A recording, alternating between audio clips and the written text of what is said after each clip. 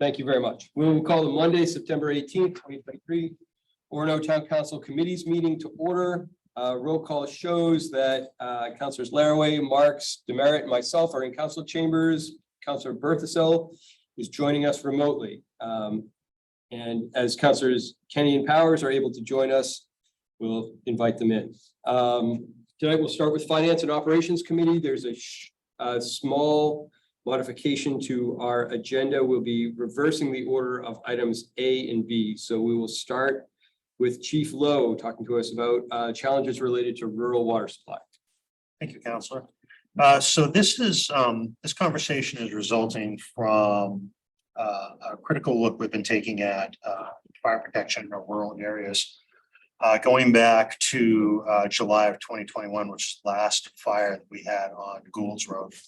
And following that, we actually had a couple conversations, I believe it was, with the road association out there about what we could do. And there may have been some misunderstanding or miscommunication of what we were looking for in terms of equipment and those types of things. And regardless of however that conversation played out, what it did is highlighted the awareness that we had hoped that the road committee would get. And clearly it's come before the council, or it's come to the council. So we're actually thankful for that. We have some significant issues with properties that are located outside of the hydrant district. And the hydrant district would be any part of the town that has fire hydrants located in it. Most notably areas out off of Essex Street, Forest Avenue, those areas out there where there are not fire hydrants, but there are a significant number of residential dwellings, and some of them are fairly sizable. In particular, what I'm going to discuss tonight is Gould Road, because that was our initial focus. But this really applies to anywhere where there are no hydrants and there are people that are living in what we call the wildland urban interface zone. And that's an area where we build houses or other structures and have nature around us, whether it's trees or brush or whatever the case may be. That would be considered the wildland urban interface. And while we fully understand the desire to connect with nature, I, in particular, understand forest bathing and some of the other things that may be out there. It really presents a risk to the people that live in those environments, especially in a built-up area like the Gould Road and some other areas. So some of the challenges, I'll just run through these quick. I know that we're on a tight timeline.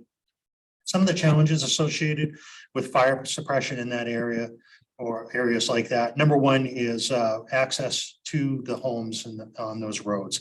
And the road maintenance in general is of concern to us. We went out and did some measurements on Gould Road. At the widest points, we're coming up with about 18.5 feet. The narrowest points, we're coming in at about 12 feet. Our fire apparatus is right about 8.5 feet wide. Now, the National Fire Protection Association, who we follow for codes and standards, recommends that all roads, whether they are privately held roads or municipal roads, are 20 feet in width and have a clear overhead height of 13 feet. So that obviously creates a challenge for us. The reason for that is we want to be able to have the larger fire trucks set in, do what they have to do, and still be able to move fire trucks past them or residents out of that area if we need to. And some of the choke points there, not just on Gould Road, but some of the other smaller roads are a concern to us. Number two is lack of available drafting sites. So when we talk about drafting, what we're talking about is pulling water out of a static water source, whether it's a lake or a pond or whatever the case may be. And in the setting of Gould Road in particular, because of the way the camps are structured and because of the way the tree lines are along the waterfront, and we're not able to get trucks in close enough to draft to the water source. So even though there's a great big lake there, it's difficult for us to get in and get to it. Part of the problem is going on to people's private property. We don't know where septic systems are, we don't know where leach fields are. We don't know what the stability of the ground is. Now, we could do what's called vertical drafting, but unfortunately the reach to get to some of those is 30 feet or more, which means when we when we pull a draft, so drafting is a small companion pump inside a fire truck, which draws negative pressure in the pump below atmospheric pressure, which allows water from that static source to come up that hard suction hose and fill the pump. And then from there, suction pretty much takes over, and it's a natural process as the water comes through. 30 feet of pole is a pretty long pole for us. We could potentially do it, but the problem is we don't really have enough hose to do that on our trucks. It requires the trucks to come in. And if we have a distance greater than 30 feet, that's all the more challenge to get that up and running. Plus the amount of time it takes to set up, the time to backfill, the time to pull that draft is really, it's really puts us in a deficit for what it is that we're trying to do. So there are no clear drafting sites. And for a drafting site to be reliable for us, it would need to have some type of access to the water. It would need to stay clear all the time. More than likely, it would need to be a concrete pad, at least 10 feet wide and the length of the fire truck so that we could operate on it safely. It would need to be maintained during the winter time. And whatever else goes along with that for us to be able to use that. The other thing that we have with drafting Pushaw is the variable lake levels throughout the year. We never know if it's going to be high or low or how far out we're going to have to reach, those types of things. Because at the end of all that hose, there's a strainer. Typically it's a box with screen over the top of it is normally what we use. We need at least 6 inches of water over that to be able to not cavitate or suck air in at the same time. So a lot of challenges with drafting. Now, in the case of Gould Road and Perko Rock, there is a dry hydrant in the area. The problem with the dry hydrant is one, it needs to be maintained. And so we will flow water out of them annually, but if there has to be a repair done and it's underwater, we have to hire somebody to come out and do that, to have a diver. And we have to make sure that the run of the suction hose is far enough out so that we have 6 inches of water over it. If Pushaw is fairly shallow. Some of those runs can be rather long. The other problem with the single dry hydrant that's out by Gould Road is it's 500 feet from the entrance of Gould Road to even begin with. So we've got 500 feet of distance that we have to make up for. The end of Gould Road to the other end of Gould Road is right around 4,600 feet, so nearly a mile. So if we flow water at our lowest capacity that we can reasonably effectively fight fire, which is about 500 gallons a minute, we can only pump water out of that hydrant about 2,600 feet, about 2,600 feet. From there, we need to put another pumper truck in to boost the pressure to push it. If there was a fire at the end of Gould Road, we would need to, well, whether it's at the end of Gould Road or not, 2,600 feet is the cutoff. So anything beyond that, we would have to put another pumper truck in to increase pressure. Again, it takes time. It takes a lot of resources. It will take probably 2 or 3 fire trucks just to reach the 2,300 foot mark. And then whatever we need for fire trucks to drop supply line in after that. Our trucks carry about 2,000 feet of what we call 4-inch supply line. So the truck will sit at the draft site, we'll pull water out of that dry hydrant and push it out through. It's just not really effective without having more dry hydrants along the way, which is what we would like to do. Unfortunately, again, it comes back to maintenance, it comes back to location. It comes back to having a pad that we can set up so the trucks can sit at the dry hydrant. And it again is another challenge for us to be able to do that. Chief, can you define dry hydrant? So yeah, I'm sorry. A dry hydrant, if you are driving down the road and you see those PVC pipes that are sticking up out of the ground and have like a 90-degree angle, or maybe they're at 45 or whatever, those are dry hydrants. And what they are is a pipe that goes into the ground. It goes down below the frost line and out into the lake.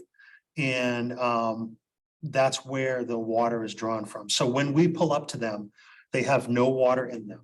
And what we will either do is we will backfill them with water out of our tank and then pull a draft like I talked about before, or we will just pull a draft depending on how far the reach of the pipe is out of the water. So thank you. I totally spaced it there.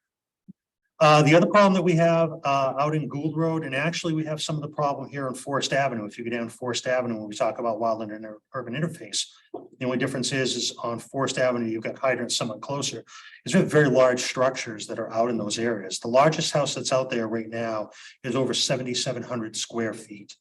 And that is an enormous house to have in somewhere in an area that doesn't have fire hydrants. So if only a quarter of that house is burning, and I hate to put it that way, but that's how we do the math. Only a quarter of that house is burning.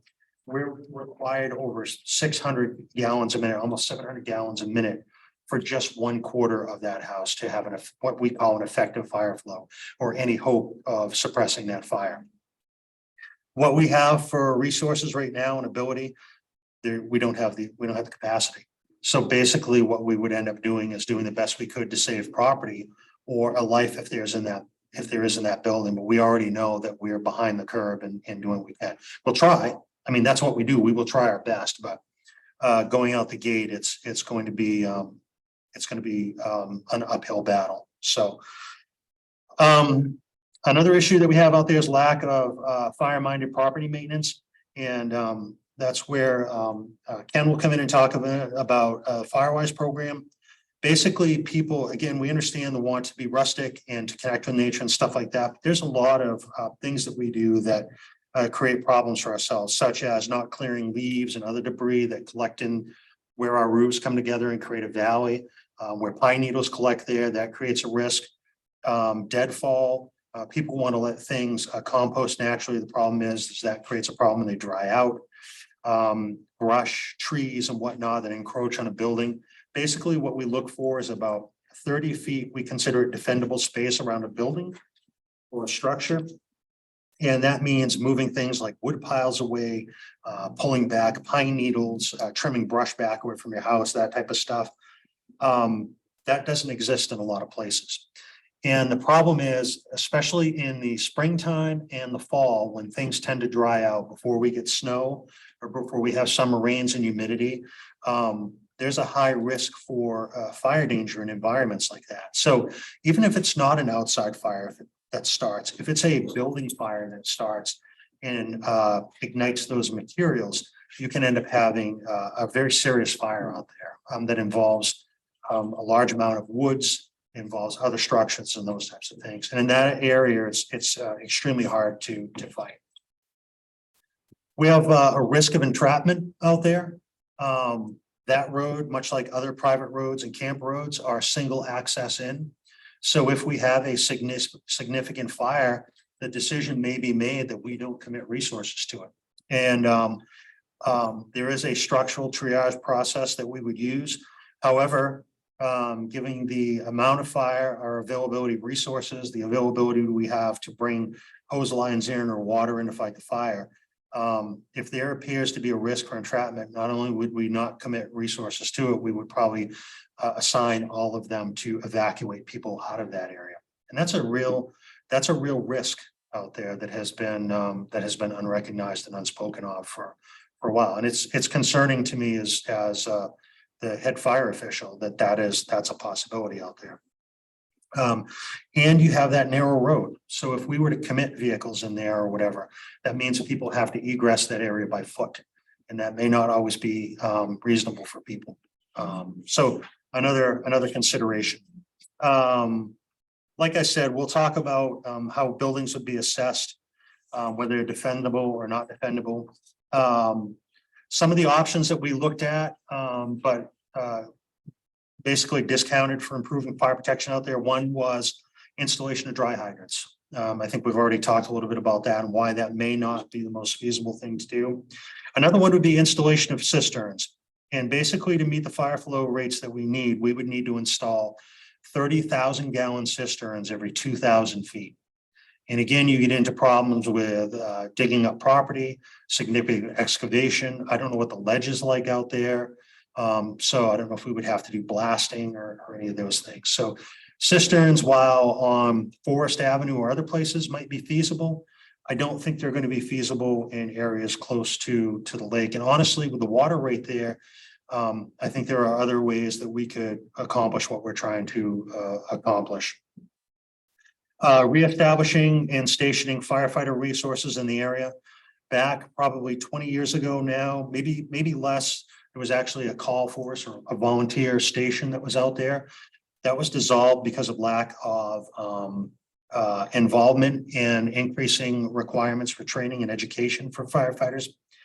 That's something that we could look at. What that would get you is a deployment of resources potentially faster than the trucks from in town here could get there. That's a maybe.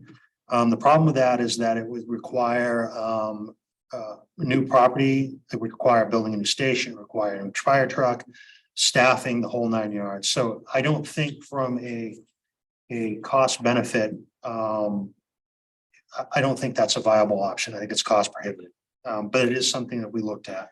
And the last one was establishing drafting pads. Again, if we were to do that, it would take a chunk of somebody's lawn. We would have to go out and assess for underground hazards and where could we be and who is going to maintain them and who's going to plow them and all those things. So again, something we looked at, but we don't think is reasonable.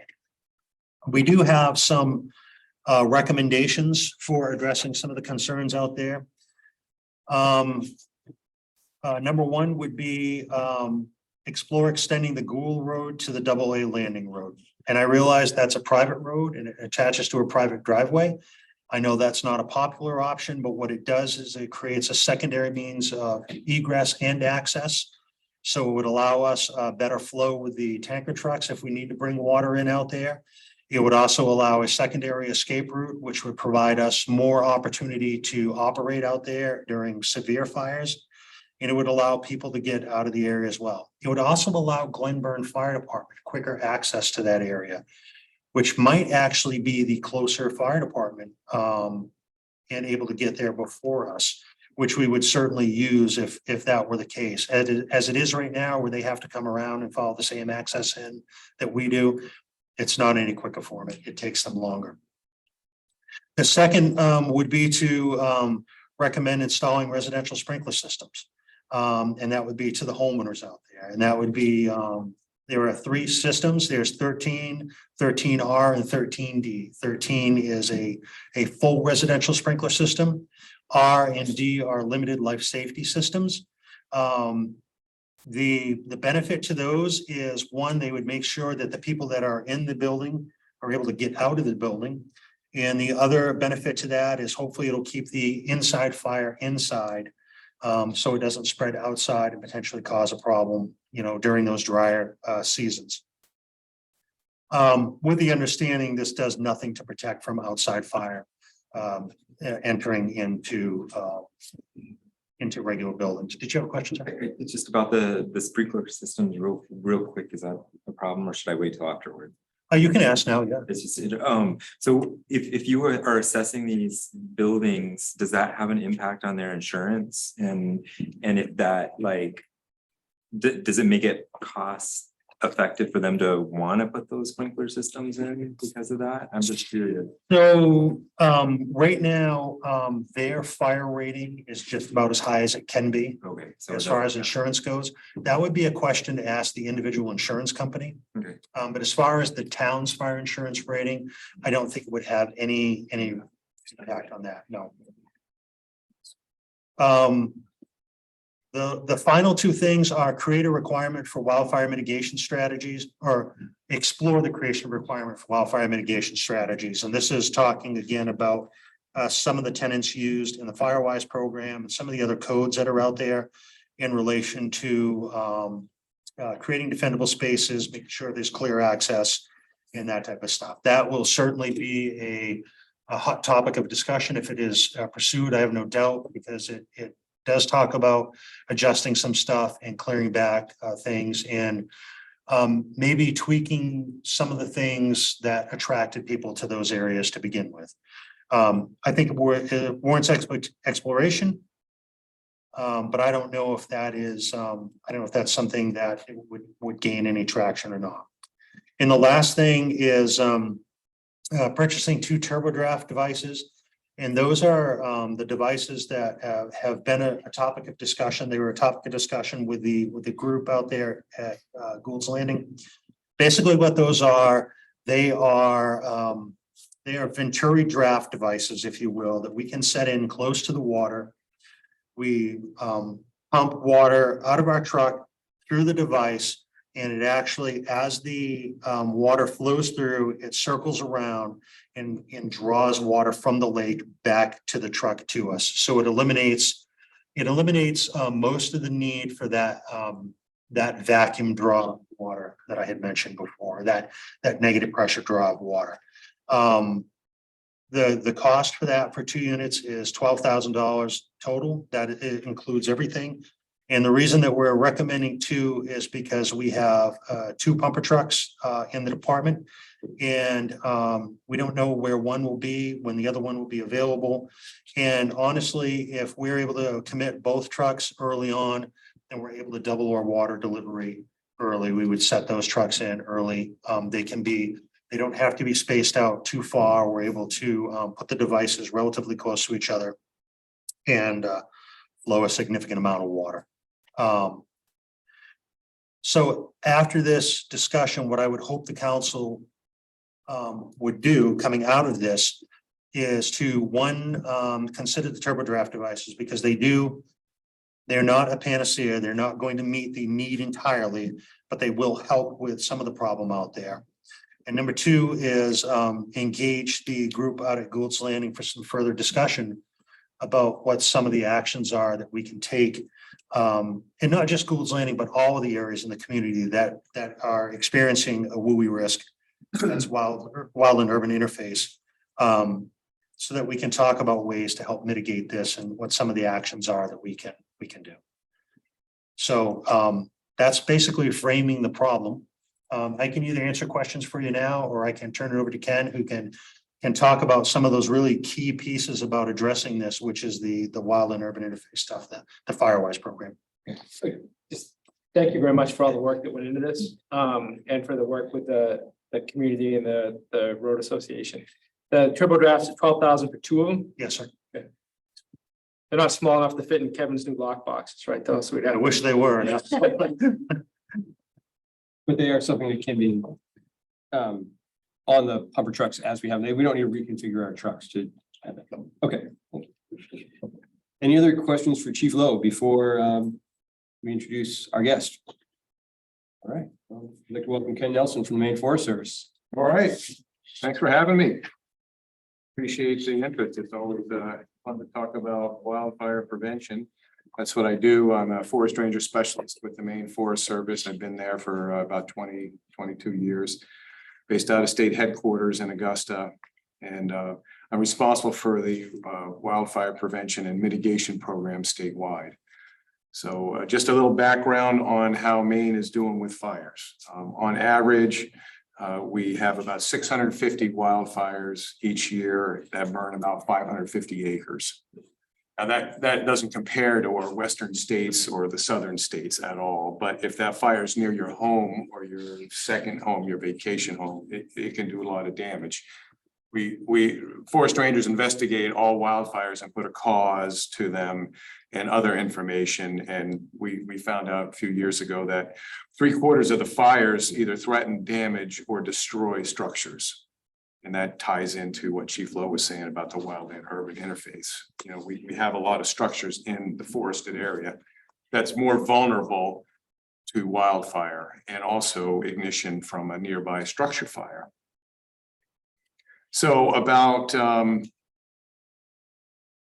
2005, we started a wildfire risk reduction program, and you kind of referred to it as Firewise. It's the same thing, but NFPA, the National Fire Protection Association, has the trademark on Firewise, so you can't really use that unless you're talking about a certified Firewise community.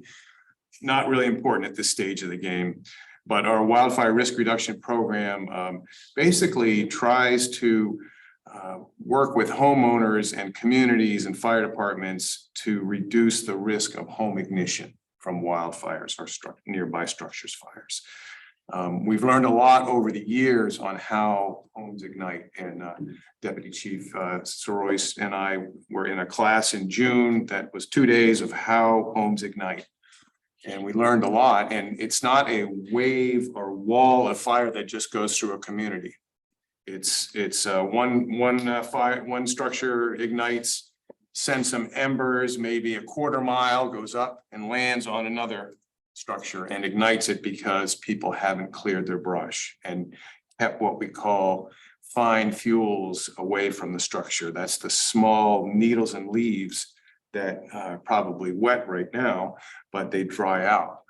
Looking back at our fire data, in 2020, we tripled the amount of our average fires because we had 2 statewide droughts. You know, one in the spring and one in this time of the year in the fall. And people say this has been a very rainy summer, but what does that do to vegetation? It makes it grow. So we could be at the total opposite end of the scale next year or the year after, where it's dry as a bone and we got all this vegetation. So my advice is to maybe talk with some of the folks in the community and try to get them to understand the importance of clearing brush and keeping that combustible material away from structures. And we can help with that. The buzzword that they use is fuel reduction. And it can be as simple as someone going out and trimming the brush within 30 feet of their structures. And it doesn't mean you got to trim every tree and every shrub. We can help you to be smart about how you do that. Generally, it's the softwoods that tend to ignite easier. You know, your spruce and fir and hemlock, pines, stuff like that. They have resins in their bark, so they ignite a lot easier. So we do have 9 Firewise communities in Maine. And those programs have been very successful, and they started out with nothing and worked their way up. It took a couple of years to get to that point.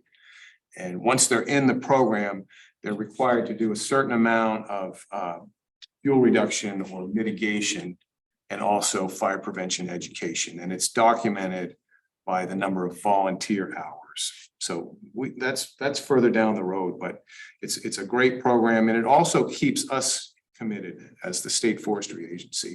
We don't want to just get you started and go, okay, you're done, we're on to the next one, because we have to administer the program and help out with some of the mitigation, some of the prevention.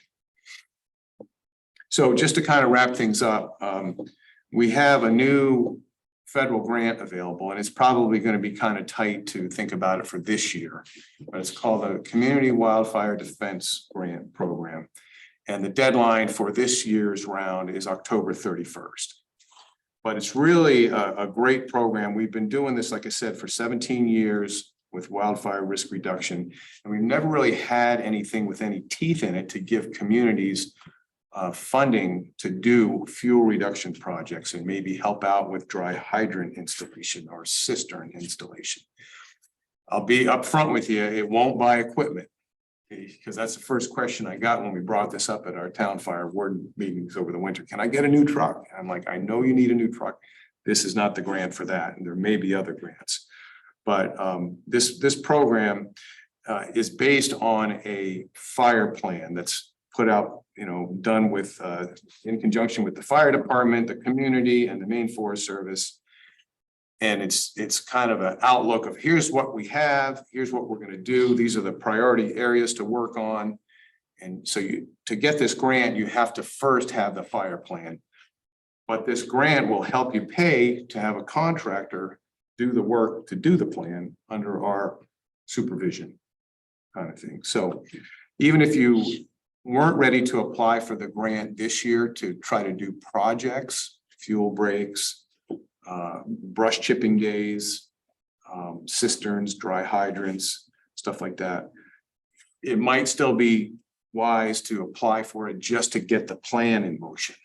Because if you did that fire plan and it had recommendations in it, then the next October, you could apply and say, we want to do those 3 things that we decided we needed to do.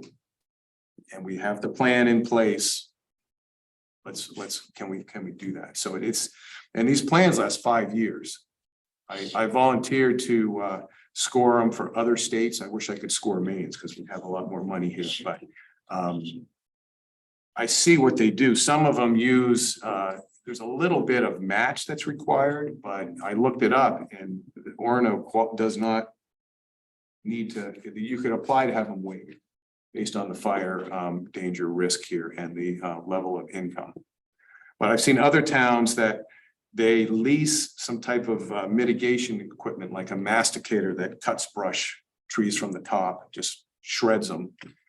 And they lease it and they have the public works operated so many feet on each side of a road. And they do like a mile the first year and then another mile the second year and so on, because it lasts 5 years. So this is not something you're gonna do like our other grants. We have a volunteer fire assistance grant that you use to buy protective equipment for firefighters. One application, you get it, you're done. This is a commitment to do program, which is kind of what I get a sense here that might need to be done, but there's no pressure from us. You know, I just think this is a great opportunity.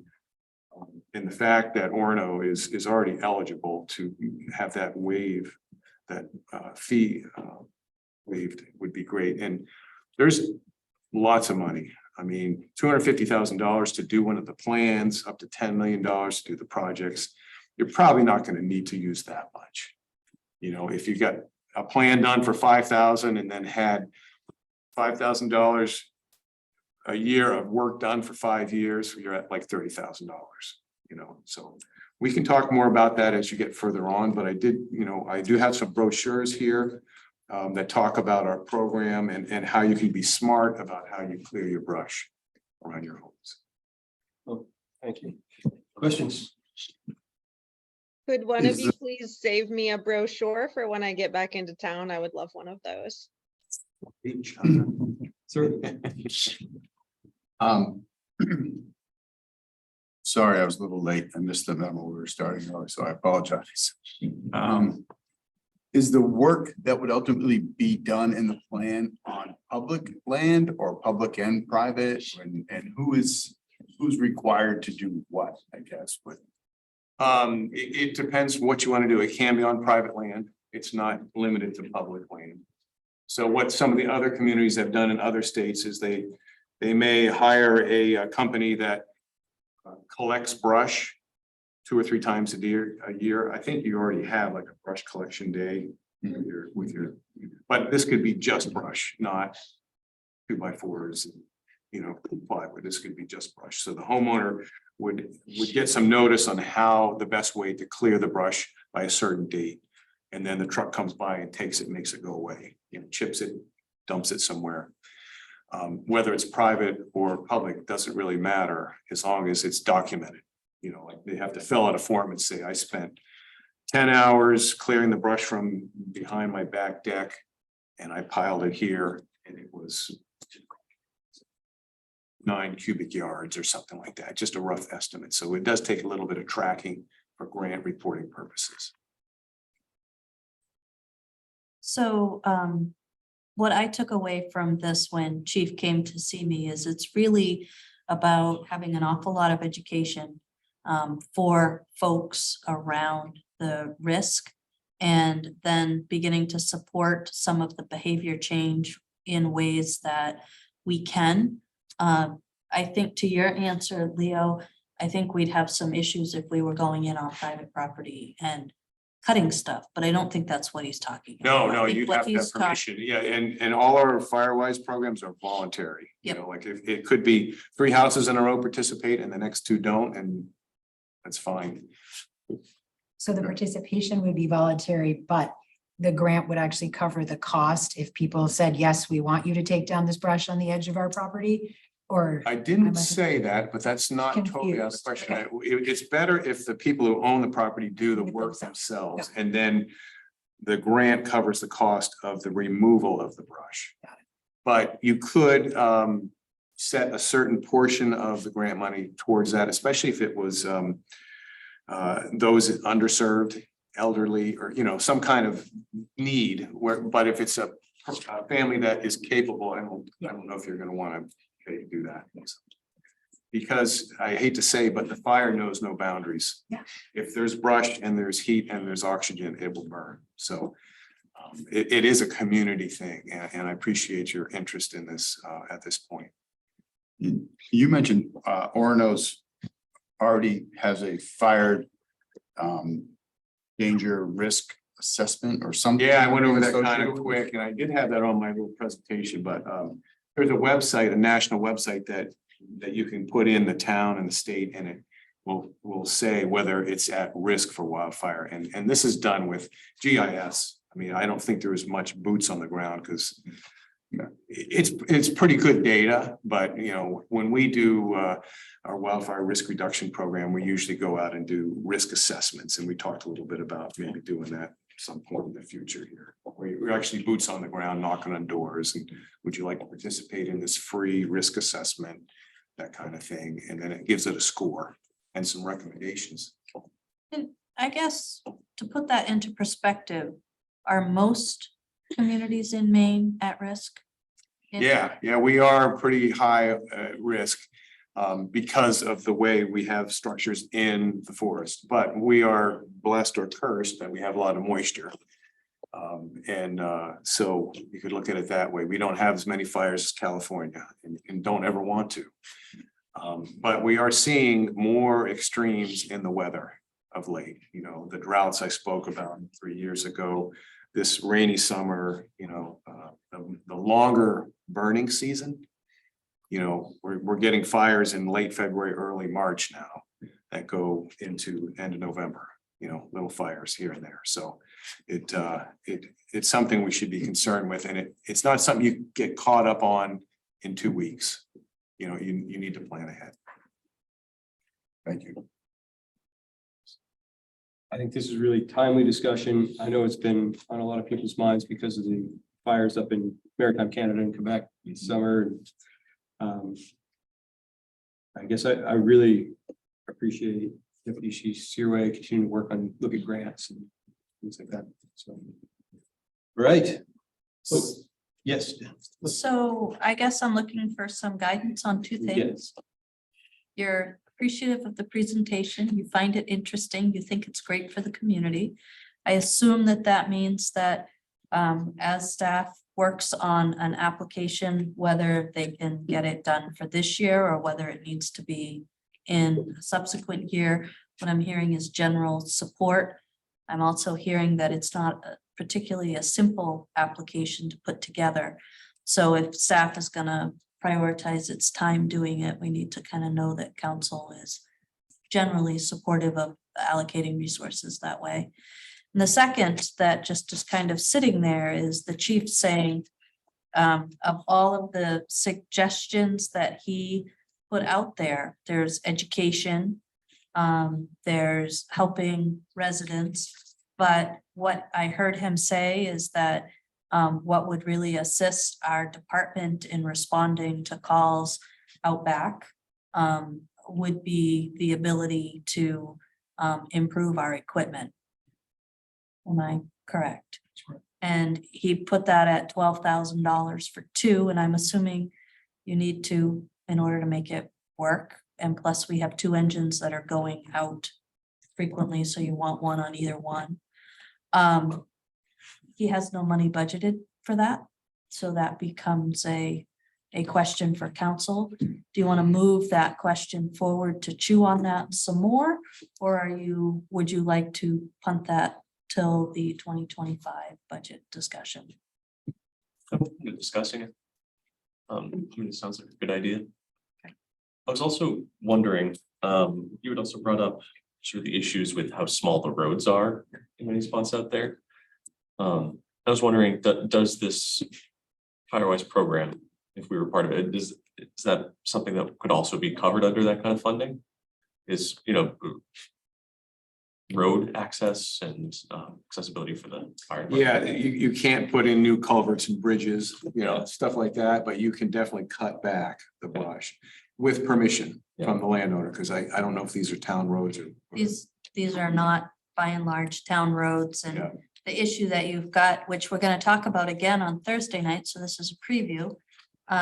We have private roads that were not built to town standard. They were probably built in the 30s and modified, you know, as a carriage road and then modified over time, but they're not built to standard. And so in order to get them to a point you could put a fire truck on them, that would be the same place to put a trash truck. And so on Thursday, we're gonna talk about what that cost would probably look like, because that is what's kind of creating some operational issues for us on the trash side as well. Bet you never thought you'd get compared to trash. I appreciate it. So will some of the same neighbors, are we gonna have members of the community with us on Thursday? They've been invited. And will they be some of the same folks that would be interested in this discussion, though they aren't? I don't know where you live, I'm sorry, if you live on Bulls Road, now's the time, right? But will they be some of those same folks, right? In terms of- It's their private roads, and I think what you'll find is, I think Orono has some more urban risk because of the number of trees we have. We have trees because we're a tree city.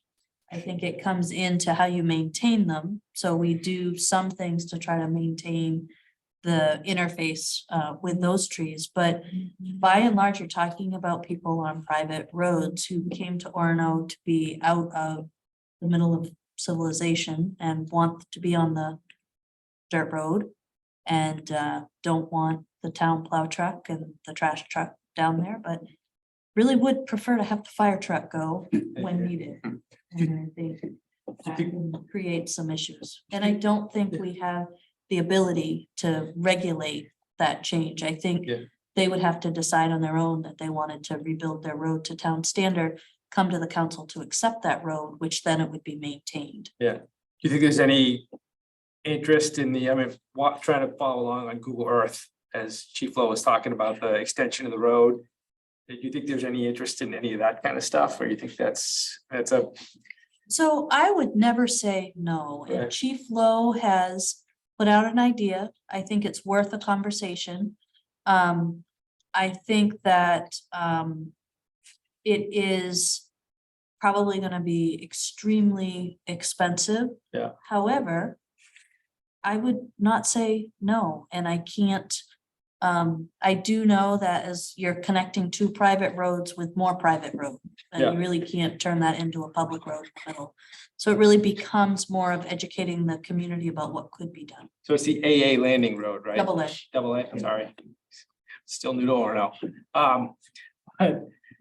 Yeah, I mean, it'd be interesting to see what they, what the association has an appetite, in terms of, I like all the thought that's gone into this, and I think the easiest ask was these turbo pieces, and I'm definitely speaking just as one counselor. I know we're just a week away, a week past from our work with this, the fund balance work, but I'm definitely interested in having a chance to vote on something, this year. It'll serve both these residents who have a concern and anyone who can't be reached, who has, so. But I don't know what, if it would go anywhere, but I don't know the status of the conversations have already happened, but I think you put a lot of work into it, and to the extent that people have a chance to have a conversation about it, I think it's a good thing, but I'll leave that to. I just would ask, I guess, I don't, for scale wise, I don't know what it's gonna take for staff's time to do these applications, and I guess I'd like to hear that from staff if this is enough of a priority, because I don't know what all your priorities are. I don't know what kind of time commitment this would be, so I think I would put that on staff. So I'll answer that. Even though we don't have a large volume of wildfire in Orono, the risk, if we have a wildfire, especially in that area, is so great that we should invest time in it. That's just my personal feeling. Houses are close together. There's plenty of opportunity for propagation of fire spread. And, we had, even in July, at this last fire, we had some wildland exposure that we needed to deal with in the middle of July when it was hot and humid. So I think acknowledging that and focusing on it, especially for the group out there that is sometimes underserved, I think it's a worthwhile endeavor. And I think it dovetails with some of the other projects that we have going on when we look at community risk reduction and fire prevention and all those other things. So, yeah. From a financing perspective, it is unfortunate that we just did that last week, I guess, but I guess from my perspective, I would put this as a priority over probably anything that we talked about last week, to be candid. So I don't know if I'm in favor of new dollars, but I would be in favor of looking at the dollars that were allocated from carry forward last week and taking care of something like this personally. Beautiful. You can reallocate your assigned fund balance anytime you want, as many times as you want. Well, it seems like we have an awful lot of people nodding along, saying that we want to follow up with this. So, Schedule it. okay, thank you. All right. Thank you, Ken. Keith, you got anything? Great. I also right. just wanted to chime in, first say thanks, but also I really liked your suggestion, sort of, Chief, about using this as an opportunity for conversation and to get feedback from the neighborhood. And I think it's, fire safety is something we could think about for our council potluck series as a topic to get input and conversation with the community at large, both raising awareness about things that people can do in their own homes, and also getting feedback about what kinds of infrastructure solutions people would most like. So we can file that for the future, but that's something I was thinking about. Thanks. Thank you. We're going to move on to item C, revisions to the town internal controls manual. And you wanna- Theo is here. Yeah. Little shuttle. So, we are actually picking up a project that got set on the back burner for a while. And so the internal controls manual are the policies that we council agrees to in terms of fiscal controls and authorities. This particular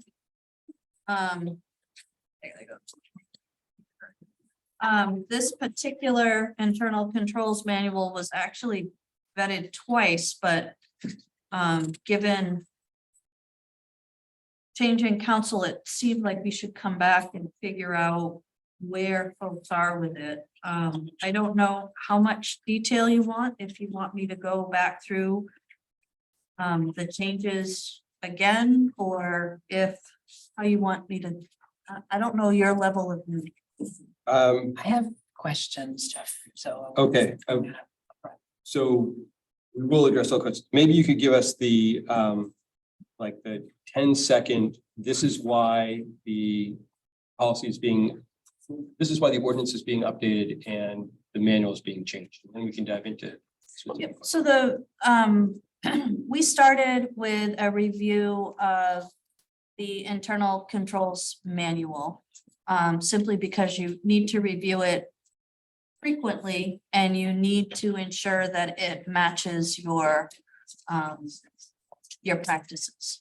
So as we looked at the internal controls manual and the ordinance purchasing, which is what a lot of this ties to, what we discovered is that the ordinances were really way outdated and expecting us to jump through hoops that nobody even looks at. Like if I post it in 8 places physically, it's not going to get to the vendors that posting it on the website would get to. So we really wanted to get there. We had extensive talks about in the purchasing ordinance, the limits that it set for what council could expend and how council would expend those funds were really low. $25,000, it was really contemplating work that now would be well over $100,000 to get to that level of work. So we wanted to talk about, we don't have a purchasing department. We could have a purchasing department and do what it said, or we could revamp what we did and try to use the same staffing level, which I knew Councilor Kenny would love. So in looking at that on the ordinance, what we've tried to do is give more control to council in terms of a much higher level for a sole source contract. What we've said at this point is it's not a dollar value. If you deem a sole source to be in the best interest of the town, then we should be able to do a sole source contract in the best interest of the town.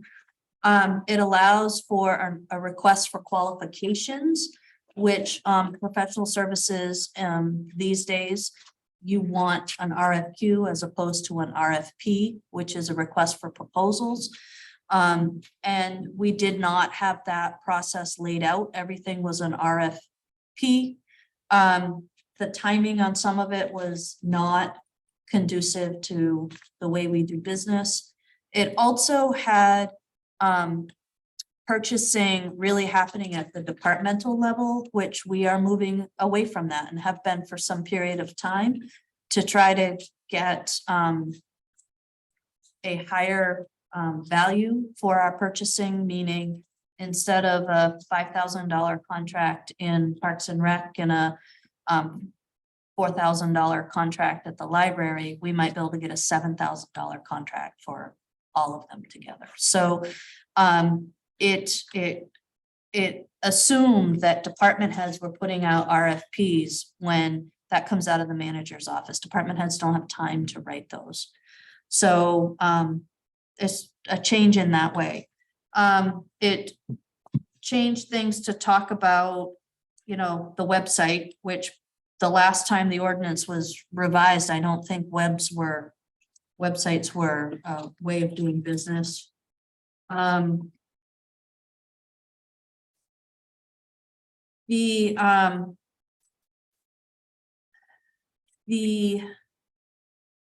So the ordinance, we got to a place that everybody who was on council at the time agreed to. We then turned our attention to the internal controls manual because like most ordinances aimed at internal functions, there are often further policies that implement those ordinances. Policy, we do it by policy for two reasons. One, it is much easier for council to amend a policy than to amend an ordinance. So it can be a more flexible document. And number two, there are going to be elements of this policy that I'm going to try to not make public, like our cybersecurity policy, our policy for how we want to address ransomware attacks, things of that nature. So, but if it were in ordinance, it would all have to be 100% public. And I say that I don't want it public, not because I am afraid of transparency, but rather it seems kind of foolish to create systems that you then give the world access to see, so they'll know exactly how you'll respond and what your weaknesses are. So this document would be FOIA protected So I think what I'm still working through that, the document itself won't be. I think it will refer to two other policies that will become council addressed policies. I don't know how we will do that. But it seems like an incredible risk to the town to put that out for the world to see. Sophie, this one, as we have now, I didn't see anything that would be. It says, no, what I've got in that one, because it is out for the public, it just says IT and cybersecurity risk assessment. Okay, so that's is- just the blank. Yes, it's in process and Yep. implementation, so Yeah. we'll figure that out. I have a meeting tomorrow with someone who's going to help us with that. Thanks. Other questions or concerns? What are we looking to do with this today, just so I'm clear? So I was looking for some guidance as to how much further review the council wants to have on this. And whether or not there were areas that, although this has been discussed, it did not get amended. Therefore, are there areas that we want to go back through and look at? This is something that we really should get into place sooner rather than later. And it's not a one and done. This is just a substantial revision at this point. Sophie, when you're saying it's been vetted by a lot of councils, that was the ordinance or that was the, both have been, the internal control? Both went through previous council. This reflects the feedback I got from both. Okay. From I had very process. few, if any, concerns on the actual ordinance. I also am curious how many people really got to read it like in detail all the way through, because it came to us yesterday at about 1 PM, correct? So did people actually get to read it, or is this a conversation we sort of need to punt because of people not being up to speed? So I just want to be clear. The ordinance in its markup form without the simple markup came to you earlier than that. Oh, Friday night. Yeah. I meant the markup version, pardon me. I found the markup version really helpful, and that's the only one that I could sort of figure out where the changes were, so thank you. Anyhow, that was a question, I guess. Are other people, I read it all, and I do have some questions and concerns. I'm happy to bring them forward, but Well, yeah, I think we have to assume that given that unless somebody has said that they have not had time to read it, I'm going to assume that everybody has done their due diligence and we're ready to discuss it. I Sorry, saw you need none time? to the contrary. I know that. I haven't read it. Yeah. Can I bring forward some concerns so Well, people yeah, know what's coming? let's hear your question. Well, on the ordinance itself, on just page 5 and 6, I don't have really any specific deep concerns. I just wanted to ask about the top of page 5. Looked like the biggest, like, significant changes I saw here, which were about having more flexibility not to take the lowest bid on contracts.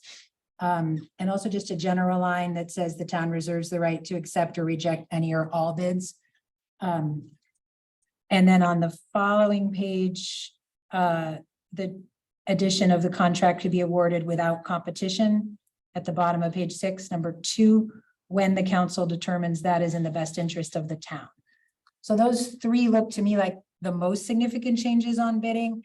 Is there any backstory to those or anything we should know about those coming in? They looked more significant than other changes to me. Sure, I think those were some of the more significant changes. I would add the way we are approaching local business has Oh, I like that. changed Yeah. as well.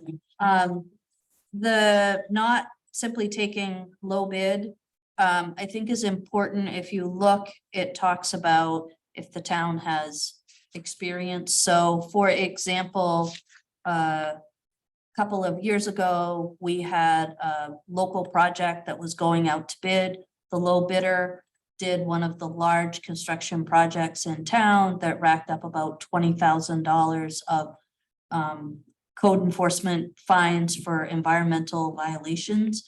The council at the time agreed not to take the low bid. That decision was in the best interest of the town, probably could have been supported in other areas, but was not clear.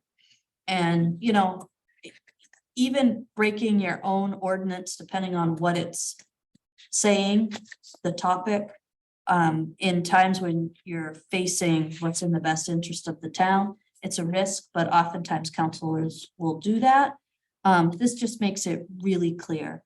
The other issue we ran into is sometimes, for example, we had one vendor that came in as low bidder and sometimes only qualified bidder for our traffic engineering. So we have a $10,000, $15,000 project, or even a $50,000 project, which wouldn't take that much to get that high. Council may decide that it's a conglomeration of lots of little things that make it a larger price tag. But at the end of the day, we want our regular vendor to do it. Or we know that the city of Brewer just replaced all of their streetlights to LEDs and worked with the CMP or the Versant purchase of the old equipment where no other vendors have done that. When you consider how long it takes to write an RFP, especially a technical RFP, council could decide under this that regardless of the dollar amount, there's a compelling reason why it's in our best interest. Trash. If you know that there's upheaval in the trash world and simply extending a contract for 3 years is better for the town than asking them to negotiate and do a bid. This is when we might do it without competition, are these examples. Exactly. Thank you. That was the only question I had on the actual ordinance. I have others on the, Yeah, sure. Let's close out the ordinance and then we'll go on to the manual. did anyone else have questions on that? Okay. Anything on the ordinance? Yes, I have one quick question on the language surrounding how we determine. There's a language change in the definition of family, immediate family in here.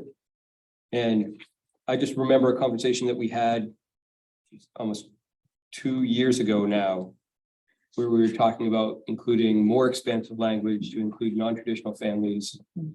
I don't know if that's, now I've lost it. I just had it. Under fiscal. Yes. On page 2. Yep. And so, I might suggest that we just, I don't have a preferred language. I just like us to align. So I think it depends on how you want, how far you want to hem somebody in. And so you could put language in here and other household members, regular, we could find some language like that. At the time, I think people were more concerned about brothers and sisters than they were thinking kind of more globally. So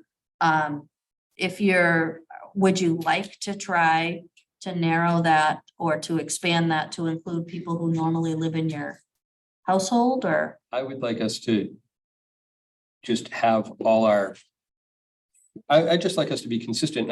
I remember that conversation that we had where people were talking about the many different kinds and configurations of families that we have in Orono. So however we broadly could, talk about it. Would you be comfortable with me going and doing a little bit of research to see what other things other people do? I think also we have a more expansive definition in personnel that talks about essentially people living in your home. Thank you. And at the very least, Jeff, would that also address something like spouse being maybe to include domestic partner, right? Yeah. That sort of thing. Okay, got it. Thanks. Okay. Sophie, I think there might be a typo on one page also, if just, Probably. well, like a double words on page 9 with the town treasurer part. So I'll just flag that for you to look at when you have time. Jeff, do you envision this, I shared an email asking for an ordinance discussion as part of the October meeting. Is this where you think we should talk about that, or as a committee, or do you want to do it on Thursday? I think we should do it on Thursday when we're, yeah. Okay.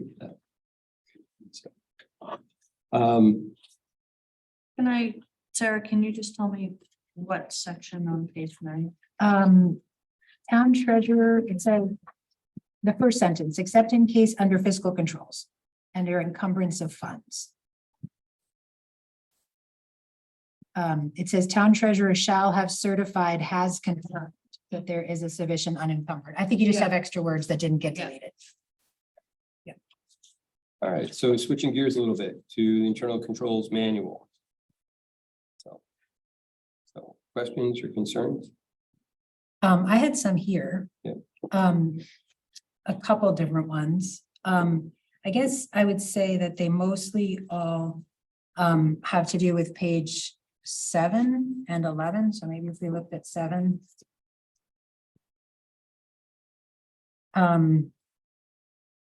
So page 7 has an addition near the bottom, and I don't know if folks can see it in red. The town manager may, with the approval of the council, also serve as, and then there's a list of roles. It says the town council may also, with the approval of the town council, also serve as clerk, treasurer, tax collector, assessor, or other department head, as long as the roles are not incompatible as defined by the doctrine of incompatible offices in the state of Maine. So a couple of different things I had concerns on here. One was I did look for the doctrine of incompatible offices, and that appears to be fairly vague. the laws that I can see, there's a 30A MRS 52, which only talks about county commissioners. And then there is a Maine Constitution, Article number 9, Section 2, which talks about state justices and state legislators. But I do think it's important for council to understand that this is not like a really clearly defined doctrine. It's a lot of not many things, and they're very vaguely worded, and none of them really apply directly to municipal that I could find. So if there is something specific that applies to municipal, I would love the citation. I figured Sophie might have it, but I only It's a- got this It's a recently. So- ruling from the Attorney General's office that dates back to 1953. So that would be great if you could send that to us, because if that's the like doctrine we're being asked to follow, I just want to know what it is. So I mean, it's pretty simple, Sarah. It says, I can't hold one office that conflicts with another office. So right now I'm a tax collector. I can't hold the office of assessor if I'm a tax collector. are you also the treasurer at the moment? I am. Yeah, that's what I thought. Okay, great. So that would be great if you could just share it with council, because I just sort of on principle don't want to sign on to something I haven't seen. The second part is that there is a state law. So I went to the MMA manual for some guidance about it, and it cited a state law. So I looked that up, which was Title 30A. In Part 2 for municipalities, Chapter 123, Subchapter 2, 2632(3), which says that a town manager may not serve as a moderator or be a member of a select board, assessor, or a member of the school committee. So I'm thinking that assessor cannot legally be here according to Maine state law. So I think that the language in 30A refers to a board of assessors, which is another word for board of selectmen. Selectmen are selectmen, assessors. Makes sense. I will tell you that the city of Old Town at one point, the town manager was in fact the assessor. So during a massive appeal by Brookfield or the Mill or somebody. But the idea being here, I don't think you're going to find very many town managers that are also assessors.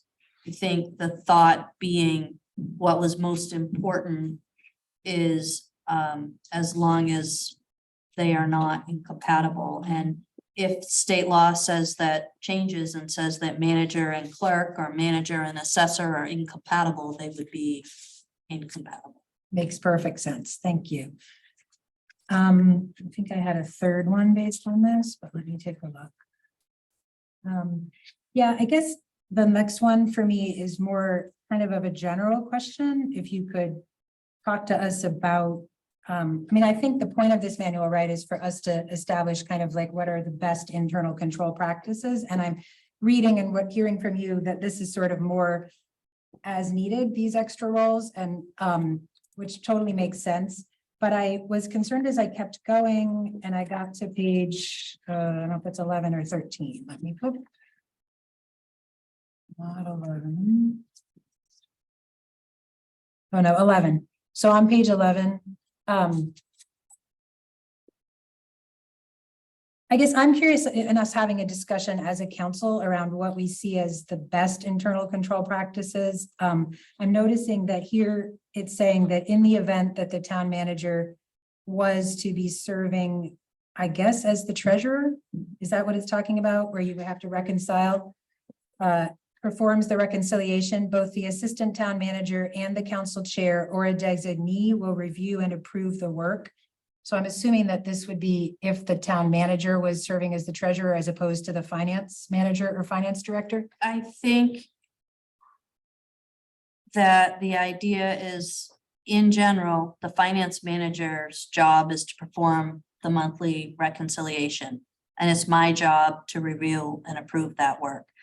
The finance manager was out and I ended up doing the work.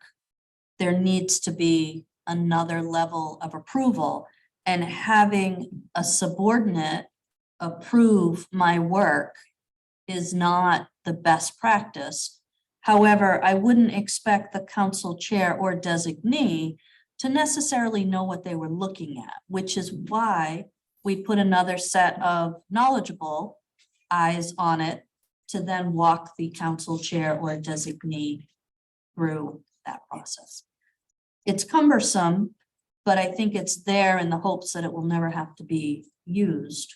I haven't had to use something like that since I was the treasurer in Brownfield, which was years ago. Okay, that makes sense too. I was curious about it and thinking, geez, if I was council chair and I was Jeff, I wouldn't feel like I knew enough to know to do that. So I was curious about that. And then I think my last question is just sort of more structurally wondering if we might have a conversation as a council about, I know you've been the treasurer for a while, right? Like 2016 or something for us. I can't even remember when I took it over. I think 16 or 17. I think that the plan has been for quite a while to transition the finance to, right now I'm the finance director. And I don't think that that's a sustainable thing. And so we've been talking for quite a while about moving the finance manager to finance director. With that, they would become tax collector treasurer. However, we need to find some segregation of duties with Belle's departure. I have Zach right now trying to figure out how to reconstitute the segregation of duties in a way that would be sustainable without, if he were the finance director. And right now that's kind of, we're having difficulty doing that. So I've got some ideas, but. I was trying to remember, I thought that we had already voted Zach into maybe a position that we haven't. So So do I feel like we already did that? Am I off? No, what we did is you voted to support his education. You agreed to support his education. And you agreed to a budget that would put him as the finance director in January. My guess is that that will happen sooner than January. So I guess that was what I was just thinking. I was hoping we would have a conversation at that point about whether those treasurer duties might shift, because I do think it's probably better internal controls for that to happen, for it to be part of the finance manager job, which I knew, director job, which I knew you'd been doing, but I wasn't sure how that transition would happen. So I think in order to have that conversation, Counselor Marks, we would also have to have a conversation about staffing. Right. Because there's a reason I took that job. I know, totally, and really grateful, not criticizing, just looking at this as an overall perspective. And I was wondering about maybe adding the word annual to this part where council approves who's in the roles. Is this already done annually, that we approve who is the town clerk or the treasurer, tax collector, town assessor, all of those things? Some of those you do, but not all. I just wondered, it was hard for me to figure out who they were. And so I was thinking if we approved it annually, it would be Maybe easier if, for people maybe to if find. we can enumerate the document, which ones we already approve annually, then we don't introduce an element of instability into anybody's job that hasn't been there in the past. So Oh, somebody yeah. won't have to feel like, I've never had to go through a reapproval process. Why do I have to do that now? If we can clearly enumerate those positions which are annually approved and those positions which are ongoing, maybe that. I don't know, maybe that's it. Yeah, Yeah. or maybe just even a place on the website where I figured it out. Eventually it is there, but it's like, it's in the description of the town manager's office where I went, oh, and then I went back through minutes to like, to find out what years different things had been, but it's sort of complicated. So it'd be easy to have it more accessible would be great, or just approved annually. So it's in the minutes somewhere easy to find would be great. Those are really my questions, just understanding how those systems worked better and kind of what is best practice, and also when council has last talked about it. Those were my questions and concerns. Did you get, and I missed it if I was out, but when was it last before the council? I don't think since 2016. No, it No, was but- approved 2020. We had an approval. But this is a different update. And so this is what, when the auditor comes through to audit us next year, we're gonna be audited against, which is important. Yeah. But in terms of when the council Was it 20, and I'm sorry if it was in your email, was it 22 that the council last? I think Leo was on council the last time we talked about it. It was a meeting he wasn't at. So that would say in the last year and a half. Yeah. How was it that? we Yeah, did? I was there About- as well. I remember talking about these things before. Thanks. I found it very helpful and very thorough. Really well done job with all the markups, and it looked really good in that regard. So would our process be, we have to have a public hearing on it because it's an ordinance and then a vote in a council meeting, right? Yeah, I think the ordinance Ordinance. exists separately from the manual itself. Yeah. We can, However, you can't change the ordinance without changing elements of the internal controls manual, which is why we're doing them at the same time. And the way we have them right now in our inboxes, they're matched up. The good symmetry. Yeah, Good. Yeah. Thank you. So can you explain to us in general, just in the internal controls, I mean, a little bit about this phrase about the incompatible offices. My understanding is it's about not having people who would report to somebody then filling two roles. Is that correct? Or can you explain that a little bit further? yeah, I mean, I actually went back and forth with a community member about the incompatible offices doctrine. So I have legal review and emails that went out that I can share with you, but the general idea is not so much about who reports to whom. So like a counselor is not allowed to be an RSU director because there are decisions that could have what might benefit the school might not benefit the town. You're not allowed by statute to be a member of the water, board, as an example, water district board of trustees. There we go. I'm not allowed as a tax collector to be a treasurer. There are things I can't do, like I couldn't be a member of the selectmen or the council and also be a town manager. Counselors are pretty much barred from being members of staff in any way. So the idea is two things. It's from a reporting standpoint, but not so much supervisory, but more, do you have a job that oversees something that also does it? That's not compatible. It's also from the standpoint of stewardship. And as you sit at a table, can you make sure that the decisions you're making are best for that entity and not being clouded for something else? So it was a question back in 1950, and it got so settled that it hasn't been a question since. But the idea being that public officers need to have stewardship and allegiance to one, fiduciary responsibility to one entity. That's what you've been elected to do. Appointed officials need to ensure that I'm, for example, not setting values while collecting taxes. That kind of makes sense. It would also say it's incompatible for me to review first step grievances and formally, and also be the second step hearing arbiter. That's just, it's about, can you fulfill the expectations of that office without conflict?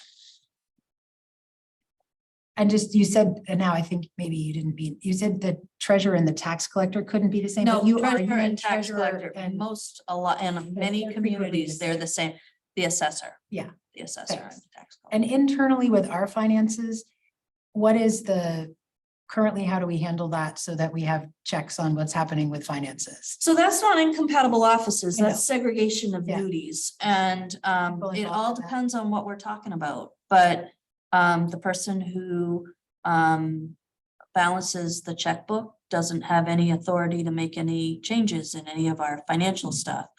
The person who reviews the warrant isn't signing the checks. The person who inputs the warrant isn't the person reviewing the warrant, who is not the person signing the checks. People are, if I need to get reimbursed for something and a check comes through with my name on it, I'm not signing that check. So the segregation of duties is again in that place of if in the function, people downstairs are collecting tax dollars. They can do the cash up, but the actual daily deposit is done by finance people upstairs. Now we're getting ourselves into a bit of a pickle.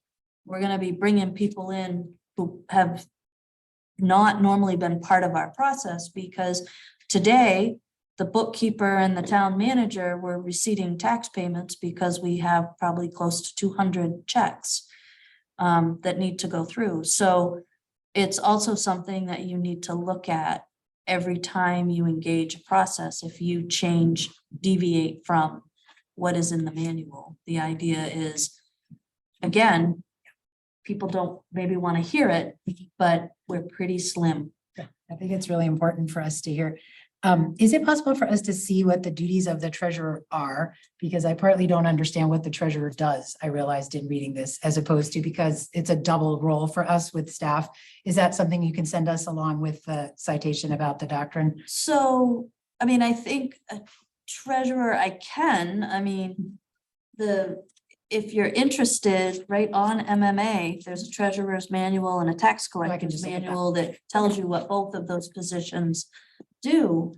But the position is not necessarily the job description, and people can deputize. So there are elements, although I'm the tax collector, there are elements I don't do of the job because I've deputized the bookkeeper, for example, to do all of the research on liens because I don't have time to, neither does she, but Thanks, that's helpful. I think it's important for us to know you're taking on a lot of things, and it's important to know what pieces you have on your plate. Thank you. Do we have other questions on the internal controls and procedures manual? Okay, so Sophie, is where is our next step with both of these items? so it depends. I would like to at least, it's gonna drive you nuts. I'd like to table it long enough to be able to get the IT section so we can at least refer to the policies that will be in place with regard to that. But I would think that we should at minimum be able to call the public hearing if everybody is ready in October at the October 16th meeting. We have adopted the practice of having the language ready when we call the public hearing. So when people go out and they see that it's being called, they have access to it. And then calling the hearing as the first read, and then as the second read, holding the public hearing. This is not a land use ordinance. Depending on how earth shattering you believe it is, council has oftentimes, if there isn't an emergency, waited until the next month so that when there's a public hearing, people could watch it, get the presentation on it, give council feedback, and you would be in a position of being able to adopt it the following month. So if we followed the practice that we have been doing for transparency, it would be call a public hearing on only the ordinance. The manual does not need a public hearing. On October 16th, hold the hearing in November, adopt it in December.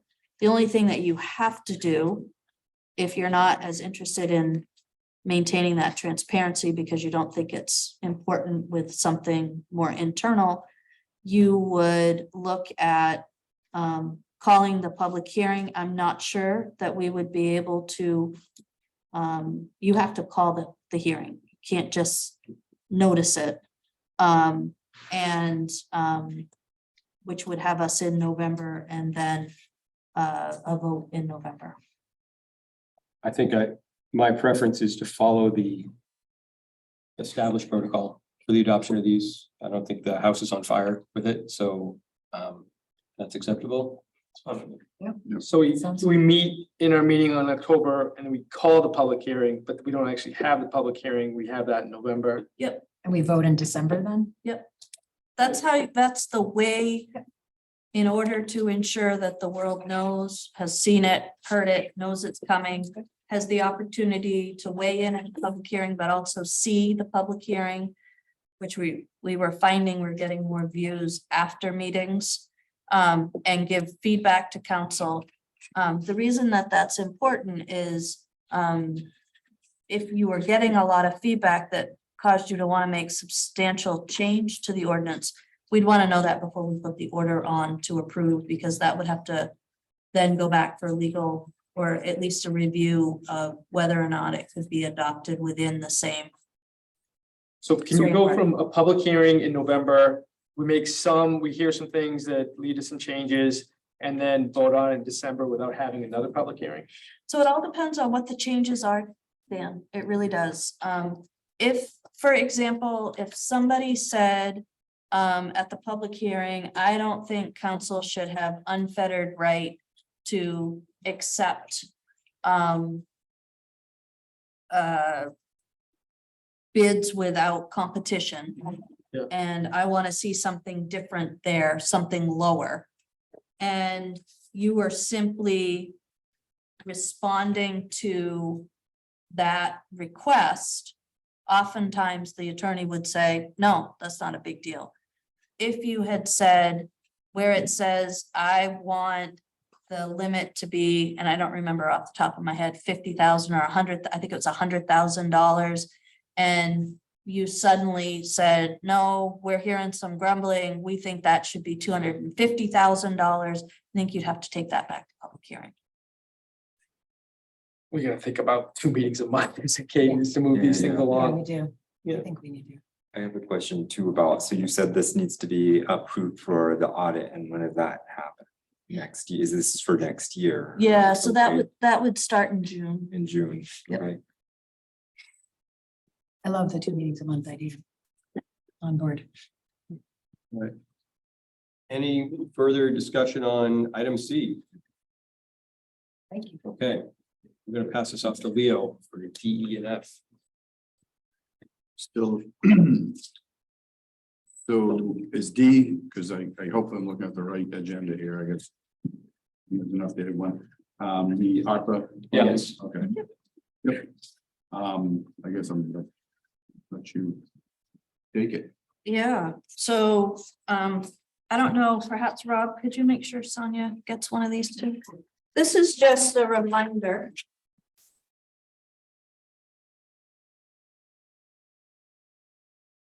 So we had talked previously about sanitary sewer and storm sewer issues in the Webster neighborhood. We were calling it Hillside, but it's not really Hillside, it's the hill that's on the side, I suppose. Based on those conversations, staff had brought back 4 projects. Staff has eliminated one of those projects based on feedback and also a change in staff that has changed the recommendation of what we do. Those particular projects were a storm sewer upgrade on Pond Street, Hillside Street, and North Main Avenue. Total of that is estimated to be about $750,000. We were asking to not use ARPA money, but all of these are tied together and would be done as one project, which is why they're all here. Looking at about $195,000 left in the existing bond fund, and also about $555,000 of reserve funds. The reason that's important is because we're flooding, well, we're not flooding, people's basements and homes are being flooded. And then there are 2 sanitary sewer rehabs. One is Peters Street to North Main Avenue. And that's estimated about $235,000. And we were looking at ARPA funds to do that because, as this council might recall, we're very low in sanitary sewer reserve funds. And then Hillside Road Sanitary Sewer Rehab Crosby 2 North Main Avenue. That is a pipe that is very sad. And when it's wet, it cries literally inside it. So these are sewer pipes that have been identified on the CSO master plan as problematic for inflow and infiltration. They're also at a point where they are going to start causing some significant issue for residents if we don't address them. So the total of this project, which we've divided into 3, but is really going to function as one project, it's $1,235,000. We're asking council's consideration to use about $335,000 of ARPA funds, $345,000 of existing loan proceeds. So that would be $195 of the public works bond, but also $150 that's remaining from the Haney development project. We're hoping to get approval from the bond bank to be able to use that for design so that we don't have to launch the loan one more time. And then the $555,000 out of the public works infrastructure reserve fund. So the reason I'm here today is to find out whether or not you're open to using the ARPA funds for this project. It's not to design the project. It's not to give you full budget, but rather we're in design right now. And I need to kind of understand where you want to go for those funds. I had a different question. Yeah, We're just seeing this obviously, but it said we had 680 or something, but in here, the document you shared with us was 618. So just what the. so I think the document I shared with you was the full budget amount, and I think we've finished some of those projects. What's So- the whole budget amount? So in here, it says we had 686. Yep, This says we have 618. so that's the full budgeted amount. I did those at 2 different times, Leo. That's an old form that I've not What do you mean? updated. I don't know what that means. Sorry. So your Full budget. form, the American Rescue Act, includes all encumbered dollars. Some of those.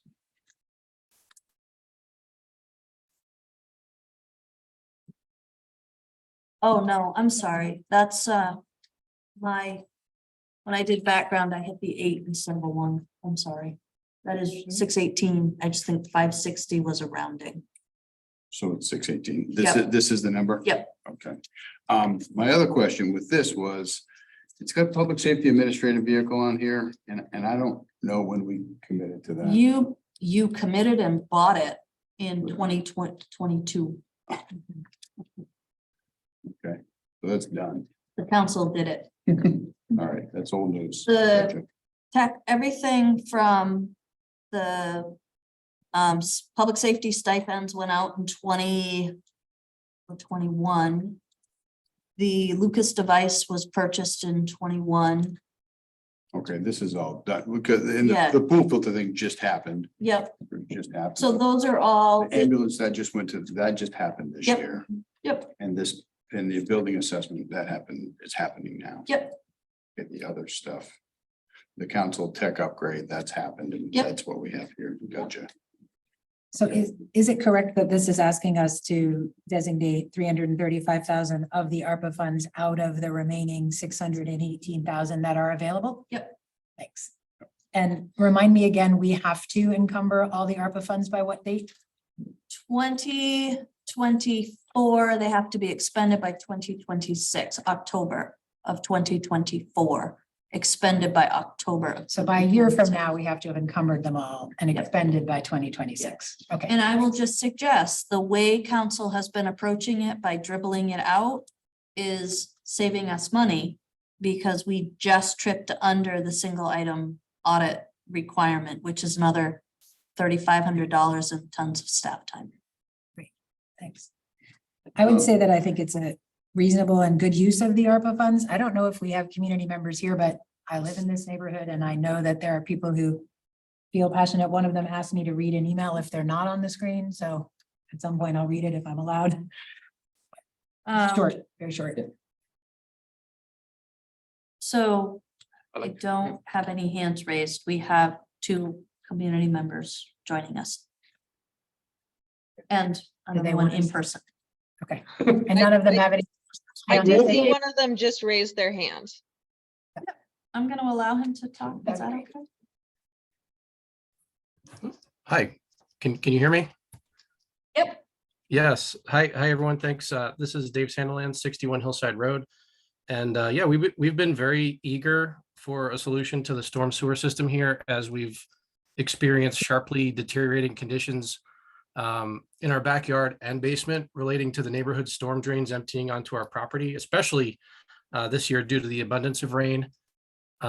Currently, the primary endpoint for runoff from several of the storm drains along Hillside and Pond Street is a pipe that ends right in our backyard where it's left to spread out and either evaporate or soak into the ground. And we definitely don't see that as a sustainable arrangement, both due to all the water itself as well as the trash that gets sucked down into the storm sewer with it. So any improvements to address that would be greatly appreciated.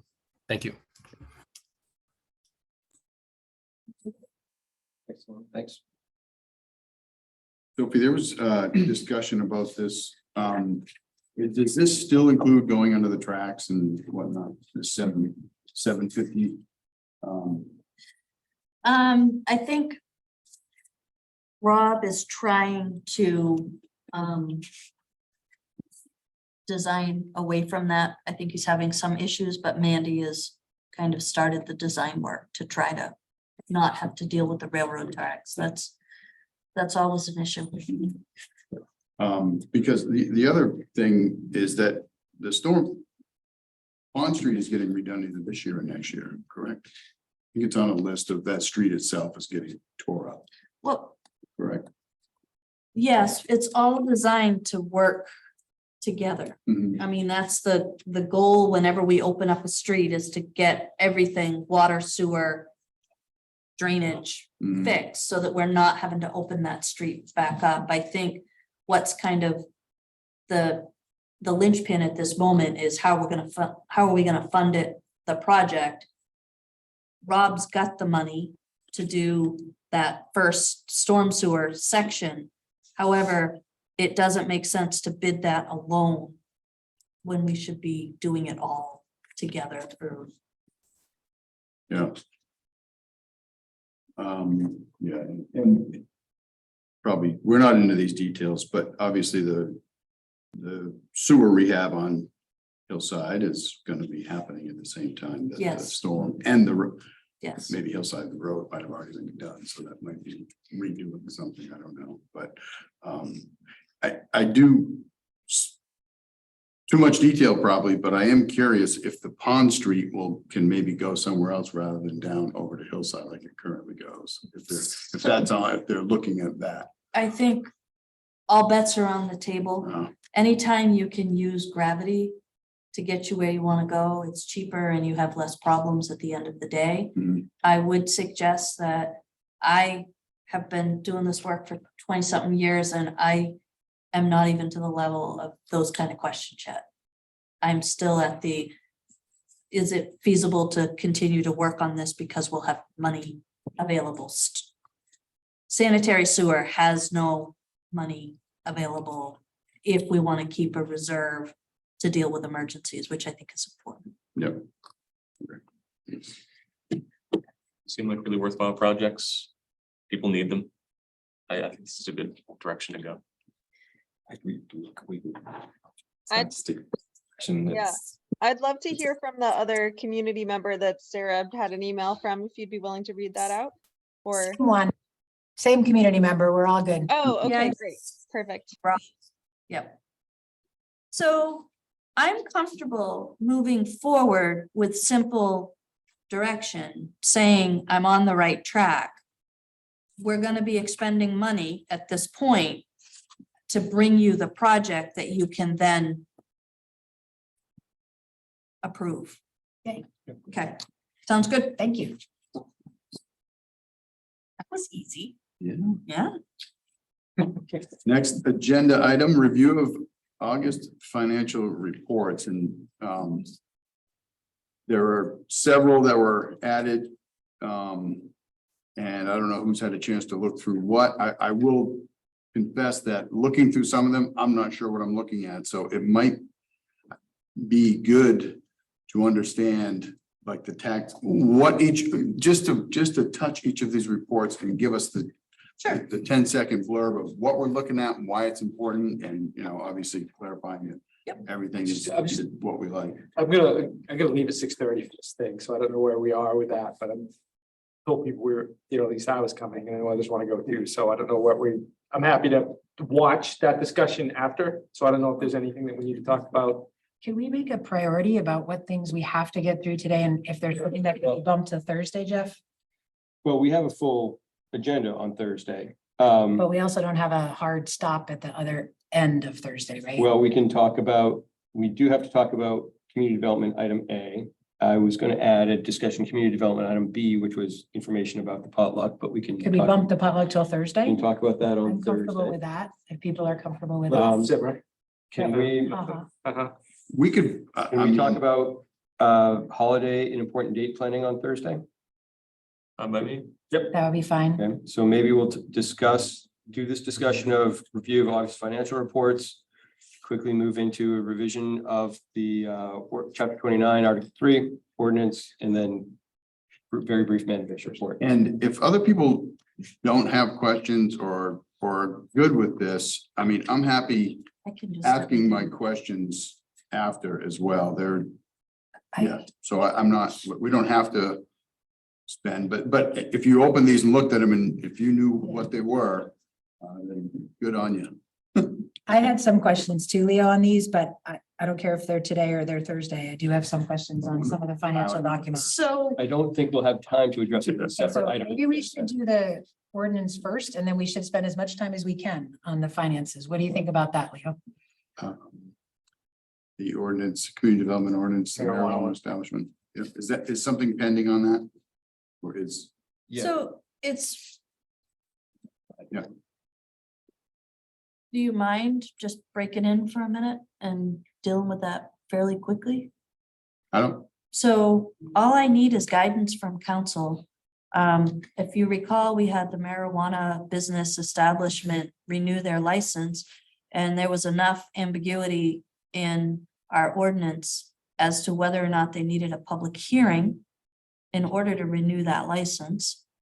That the town attorney advised us it could go either way, and for that particular year, what we decided was to tie goes to the business owner, and we allowed them to move through without a public hearing. We have public hearings for vitulers licenses, which involves the making of food in our community. We have public hearing on the town's role of the municipal for liquor licenses. Under state law, you only need to do that for the first 5 years, and then after that, you could do it as an order. In Orono, I think that based on its history, even that history is a recent history, it's during my tenure. There have been significant safety concerns around alcohol use in some establishments that weren't doing a great job necessarily with safe service.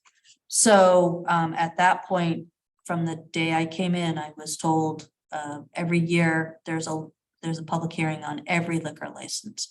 So you could look at it as if this is heavily regulated by the state of Maine. There are multiple venues that it has to go through. Its state license is quite extensive. Until there's an issue, we're just gonna let them have the public hearing the first time and then move forward with orders. Or you could say, you know what, this isn't any difference than our practice with vitulers licenses and alcohol licenses. Therefore, we will require that they have a public hearing on for each renewal. I just need to know which way you want me to frame language, and then I'll bring you back language.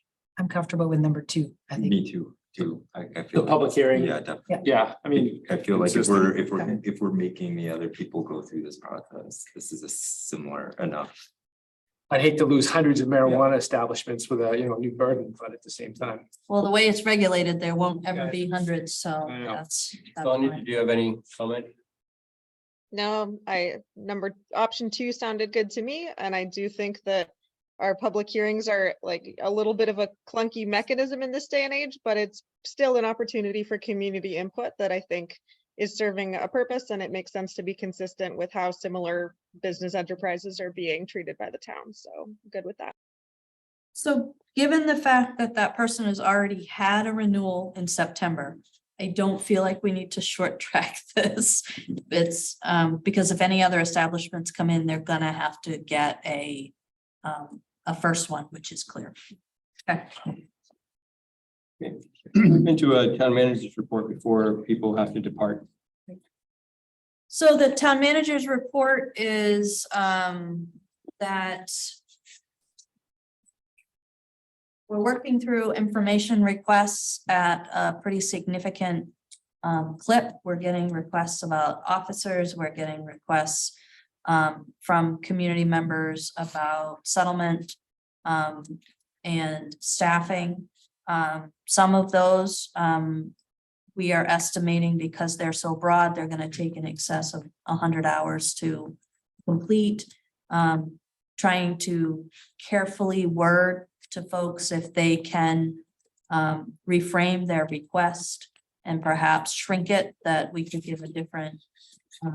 But like when somebody says, I want a copy of every report that from every incident that this officer ever went on, and they were with us for 8 years, no longer with us, that makes it, even at 3 minutes a report to look, that is time consuming. The other issue I've got right now is I don't have staff to complete those. We are working through a transition plan with the assistant manager. As part of that, I'm looking to restructure the Public Works Department a little bit. With existing staff, it would be change in positions though, so I would want to talk to council about that. And I am looking to facilitate a longer term transition in public safety that might not be here today, but for us to think about moving forward with. Still trying to figure out whether or not we can reclassify the assistant town manager's job. And I'm still not 100% sure about that. I do have a meeting with my senior team on Thursday. I have a meeting with Jeff Wingard scheduled the following week to kind of go through that. Nancy's leaving, especially moving it up to only a month away, creates some real stress on my department. And I had hoped our initial transition plan involved us being able to advertise the position, go through a hire process, and have a couple of weeks of turnover, of overlap. I also had hoped that I would be able to identify people who are currently on staff who understood how the town worked to be able to take that position. I have done an inquiry of people with that skill set. Nobody is interested in coming to the town manager's office, which we're gonna have to put it out at this point. And so you'll see that go out as an ad. We've gotten notice from one firefighter, a paramedic who has worked with us, that he is leaving. The good news is our police department will be at full strength. We're currently doing a background check on an individual from another state who went through academy training several years ago, went into a different profession, is wanting to come back. We're not sure how seamless that blue pin will come back. In my office right now, along with the FOA requests, we're working through the audit, working through a workers' comp renewal. I have two very complex workers' compensation claims pending that Bell was handling that are now on my desk. I have gotten requests from one labor union to begin bargaining early. I have talked with the rep from Portland and explained that there is simply not staffing that allows us to do that. And the other union, I've been having conversations. We normally are starting labor management meetings as a so when you do interest-based bargaining, you have to identify the areas that you want to discuss ahead of bargaining. And we normally would be knee-deep in that at this point. I simply do not have the time to give that, so we've agreed to put that off. Plus, I think consistency is going to be important with that. I could go on, but I will tell you, I sat down this morning over the weekend. I worked on a document for Counselor Marks, and my intent had been to do a little pre-managers report. I sat down at 6:45 to start that, and I think you guys got that this afternoon, because I have been dealing with everything from people not having enough parking spaces to what is considered federal money or Fed repay money. So things are very, very busy, and we are trying to work through how to make that work. It would be my strong recommendation that, to the degree that we can, we focus on operations for a little bit of time, or else operations are going to become a tidal wave where we're all racing to support other things. And that gets second shrift until it's an emergency, and then it will become a tidal wave that overwhelms us. Our FOIA requests, I mean, they have to, staff capacity has to weigh into the equation, obviously. So Yeah, so I assume, I mean, we want to be responsive, obviously. But we have the ability to prioritize operations over FOIA requests, I assume. So we do, but from a council perspective, and the reason I say anything to council is that turns into me telling somebody that this is how many hours it will take. When you ask for all personnel records that are public, plus a whole bunch of wage information for the last 12 or 15 years, that's well over 100 hours of time. And then I have to say, you know, by the way, I'll get to it when staff allows me to do that. Those are the kind of answers that people are used to getting from the state of Maine. And they don't tend to be well received when somebody asks for a FOA request and they get it a year later. So I say that to you for two reasons. One, for council to understand that while I am working very hard to keep up with council's wants and needs, there's an awful lot of operation stuff that would take my very high workload and put it right over the top at this point. And so the balance is really not balancing. And coupled with the loss of staff. Yeah, that's 100% where we're. Is it possible, and have you thought of a temporary, and maybe you think you're gonna be able to hire someone and get them in here and do some overlap, but I feel like, I wonder if we should be thinking about somebody working alongside Nancy next week to learn the transition period, and whether that's a temp service or I don't know what's out there. Maybe there's nothing out there. I don't know. But I feel like there's entirely too much going on with entirely too little staff to handle it. And that has to be a key concern, her vacating in the middle of October.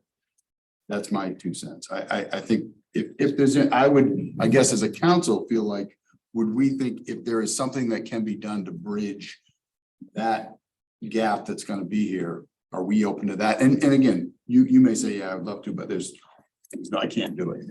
So I'm asking this of council, do we think that warrants an emergency temp if doable? That's warranted if Sophie thinks it would help. Yeah. Yeah. So I think at this point, the thing, yeah, because you teach a temp to do it who doesn't necessarily understand anything about municipal government. I think where Nancy and I are trying to work right now is to codify process and to understand it. But the issue that we've got at the end of the day is we're gonna end up bringing somebody in after Nancy leaves. And there's enough of the process that I know and can do, but it needs to be codified. And I think the key here is the more attention I can give to restructuring, reorganizing, creating more sustainable positions, the better off I'm gonna be. Not me, the better off you're gonna be at the end.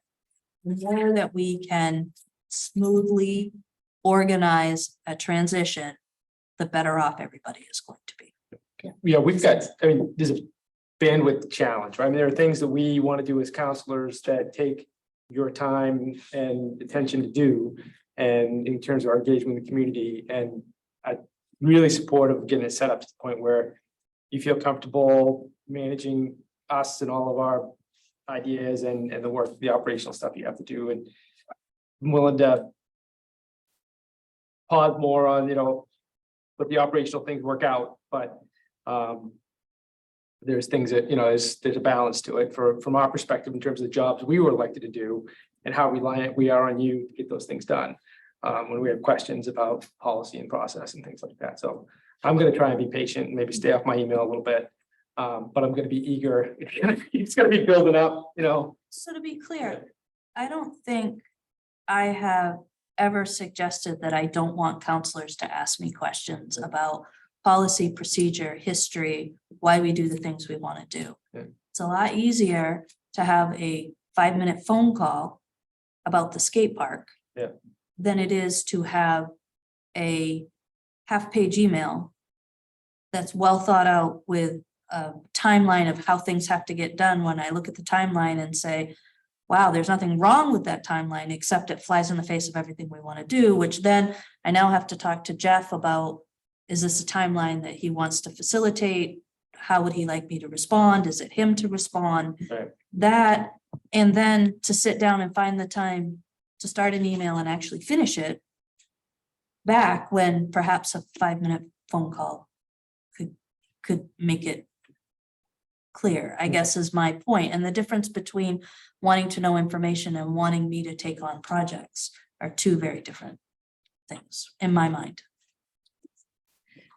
Can I know you need to leave and maybe some of the rest of us. Leo, are you comfortable with the financial document as questions not happening during this meeting, did Yeah, you say? we don't have to And, curtail the meeting. I mean, if counselors need to excuse themselves, they can excuse themselves. We have Okay. people to continue the committee's meeting. okay, well, I just wanted to say the only financial document that I feel a need to discuss is the one that just came at 3 with the changes on the tax summary, and you may not have even seen that. Can we please talk about this on I Thursday? didn't even consider that. I'm being not on the sure we're gonna agenda. have time to talk about it. If we have Yeah. time, Sarah, I'm certainly willing to add more to the committee's agenda. Yeah, I didn't even, We already have- I figured that was a info request that we can look at, and if we want to have questions on it, put it on after. I As I long had as too it- many from what was already there. If it can get onto a future meeting, I'm fine, but I do have questions on this one. It was super helpful. Thank you, Sophie. Highly appreciate it. So thank you. Yeah, let's, I haven't even been able to look through it, so, I'd say that's definitely the future one, and we should. That is the one that I'm most interested in talking about at a finance committee or whenever we can get it on the agenda. Thanks. I took a So- quick look at and did not have questions on the other ones for what it is worth. And maybe well, you know, maybe just the ones that I didn't quite understand what they were. Sorry, we should you want to go back to that or what? Yeah, let's go.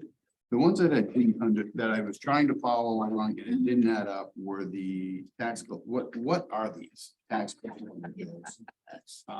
Welcome to my world. So I gave you a summary for 24 tax collector report. One up. Yep. So when you look at that report, this is what's talking about the tax that just got collected. So in that, there was 14,171,000 and some more taxes that got committed. Of that, 13.8 million was real estate, 309,000 was personal property, and 8,200 was stabilized property. So we just collected that and taxes are due the 21st. No. And that's what that's. Committed. So you have to remember that when we commit taxes, we realize we recognize all the revenue. Then we go through the collection process. So this is the total that we would expect. So when you look, I've told you how much we committed. We've got $27,000 worth of abatements in the first 3 weeks of where we've duplicated a few accounts and people have had issues. Yeah. We did 3,200 of those abatements resulted in supplements because it was assessed to the wrong owner or something funky happened. So the adjusted tax, this is what we would expect to collect, is 14,147,214, which tells you that it's $24,000. So when you think about that overlay is $24,000 less right now, essentially. So that does, okay, so committed just means that that's the bill. That's the bill. So on our revenue statement, It's all of why it. do we, because I look at this as we've collected it. No, so You're recognizing it because we've committed it. because municipalities under the governmental accounting standards board requires, it's an accrual, they require us to recognize the revenue when it's earned. Okay. And which is why when you go That's- to the tax collector report for July through August, what you see there were the beginning balances, what was left owed on every tax year. Real estate receivables, which means those weren't liened. Real estate liens and personal property. So that gives you a sense of those millions that we commit each year, what's left. Okay. That is a huge Help, clarification. welcome to the world of municipal taxation. Because I'm like, how taxes aren't even due till the 21st. How do we just collect $14 million? No. Okay, so we're gonna collect that in September and February. Yep, and so what you'll see is the number in 24 going down. So right now, we've collected about $1 million, a little over $1 million. As of August 31st, $1 million. We've collected much more than that. I'd say we probably had a $2 million day to day. Okay, all right. Well, that was my biggest like head scratcher. So that I think is, I don't know if. So Makes sense. I don't know about those. the one I would want to bring to your attention if I could, Mhm. is the treasurer's report. So when we think of treasurer, that's where we talk about cash flow. Finance director, you're talking about financial reports, which is where the accrual comes in. I think it's important for folks to know that our unaudited cash position as of really, it says Sunday, it was really the 14th, because that's the last day that we made any changes in the books, was 14.4 million. So that tells you what we have from a cash basis. I take that number not from the bank account, because as I often tell my children, you can't just look at your bank account and assume that you haven't already spent that money. So we take that from what we have in the books as our essentially our register. And I thought it was important to talk about how it's managed, because we made some changes last month. And while I kept the council chair and finance committee chair in the loop and got feedback from them before I did it, I think it's important for council to know that we have $12 million in operating accounts that's earning 4.2% right now. That is not going to go down. So if the market goes down, we're guaranteed the 4.2%. As the market ratchets up, we follow a little bit behind the market, but it's a guarantee. And it's also a guarantee. It doesn't matter how many bank accounts I have within the financial institution. They are, if it's got $2,500 in it, as long as it's an interest-bearing account, it gets the 4.2%. We've got a little over $1 million that are invested. So those are in primarily money markets, and you're going to hear from somebody on the 2nd of August about how that's going. We have $55,000 down at UCU, which we don't get interest on. However, from an operational standpoint, it's a critical, it allows us to do remote deposit of our checks, and we just put the cash there. And our ambulance billing company deposits the checks that they receive at a UCU down in Southern Maine. So it works very well. But we try to limit the amount of cash that we have there because it's not earning money.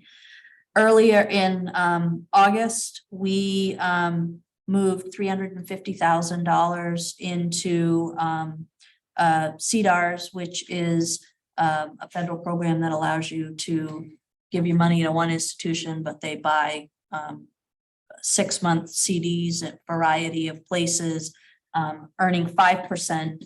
But then after I got such great feedback and from my counselor feedback, I thought I could one-up that. And we have pulled off $1 million of our reserve funds that we still have about $1 million left in it for 6 months at 5.42% at the first. So it's still covered by our collateral agreement that we have there. So we're trying to make money on our money. And as we get more money in, you're probably going to see me try to do mostly CDs, just because it doesn't open it to the market forces, and we don't have to pay for the privilege of doing that. So I've told you, you should always be concerned that they're FDIC insured or part of the collateral agreement so that they are not at risk. I'm just curious, this is the total cash that is not obligated to any like immediate thing, right? No, this is just cash. Just cash. So this is all the cash. This is all the cash Every we have. single piece of, okay, This is that's all what the that cash was we what have. I wanted to know. Yep. Okay. So that's the cash. Yep, and I will tell you, I'm holding the county bill until the end of September. The official due date is the 1st of September, but then there's 60 days. I don't hold it for the full 60 days because I don't like that, but I wait until after we have first half taxes come in, because that's almost $1 million. So And do we pay the school monthly? every day, every time by the 20th. Almost $1 million. And then I've once again mentioned that we're working through signers. We are making Lori Carpenter a signer on the account with me, so that there are always two. You want to have at least 2 people signing, and I didn't think council chair would want to take that on. I think that's good to have it as a staff function. Thought you would. But there's some lag because we have to get people bonded in order to take that responsibility. That's. Yeah, I was curious about this account too, but I kind of felt like, this is cash that is belonging in all sorts of places. So this kind of it's not that deep, doesn't tell us in detail sort of where it's all going. It doesn't tell us where it's all going. This is a good statement to have and to understand this. Trying to break it down as to like it's allocated here or there. It's just not. what we're doing. Yeah. Yeah. Yeah. And I think if I was gonna expend more time, I would really wanna look at cash flow next as the next report. It would be helpful to me. Under statute, I need to be giving you tax collector reports. In the past, they were very, very high level. I'm trying to dig down a little bit more because my census council wants more information. Treasurer reports, you should know what we have and you should get budget. If I am kind of throwing a little bit of everything, trying to find out what are the ones that stick.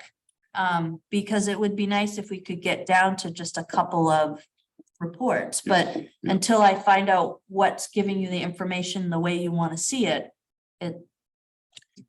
And pointing out that we just did those CDs, CDRs and CD, I think is good. Jeff and I knew, but it's good to share with the rest of the council.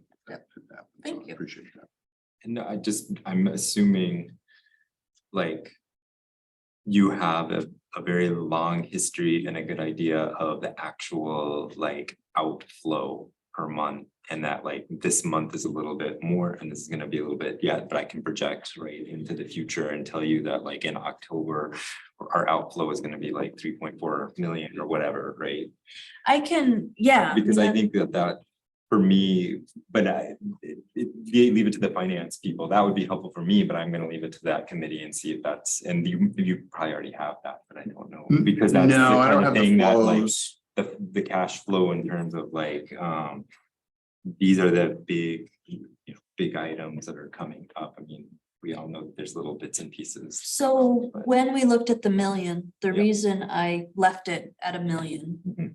was that it all came out of the cash for the reserve account. And we had made all of the expenditures, large expenditures that we expected, but it still left $1.6 million in that account.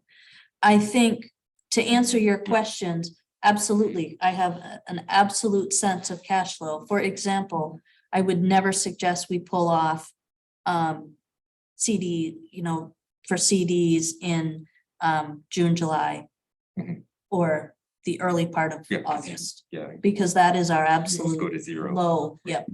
But you settle this in with some of our highest revenue sharing months, which we're in right now. Along with the general cash flow, Yeah. I think we're in really good stead. But the reason we can do this is because we have two things. We have ARPA money Mhm. sitting in our bank account. Mhm. That money is allocated.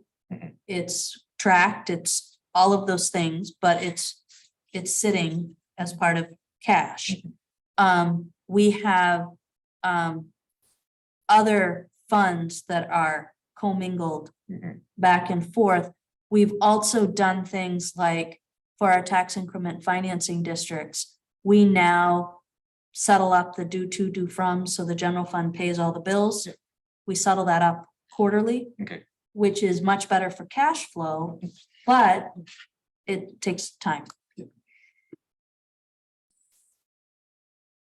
Yep, so basically this 14, we know that about $14.4 million is the assessment total for the year gonna come in. That's our revenue for the year, and then every month a little bit's gonna come out on top of getting a little bit from CDs and stuff as you allocate extra cash, which makes total sense to me. That isn't going out right that day. Okay, Yeah. that makes total sense. So you just take that 14 and then you probably know exactly, you can divide that into 12 and give us, or give somebody like, basically this is when this all goes out. So when done correctly, we would do a cash flow Yep. analysis of ins and outs. That's just something that with everything else that's going on, and I'm trying to Yeah, give Zach the dribs and the dribble in what he's gonna need to do. Yeah, that makes sense. I got it. And I just want to point out, that this doesn't mean that you can predict when the fire truck is going to break No, next time. No, absolutely not, but that's hopefully why we're accruing some extra funds in those. Yes. Totally. makes sense to me. And that interest will go back into Yep. the reserves. Yeah.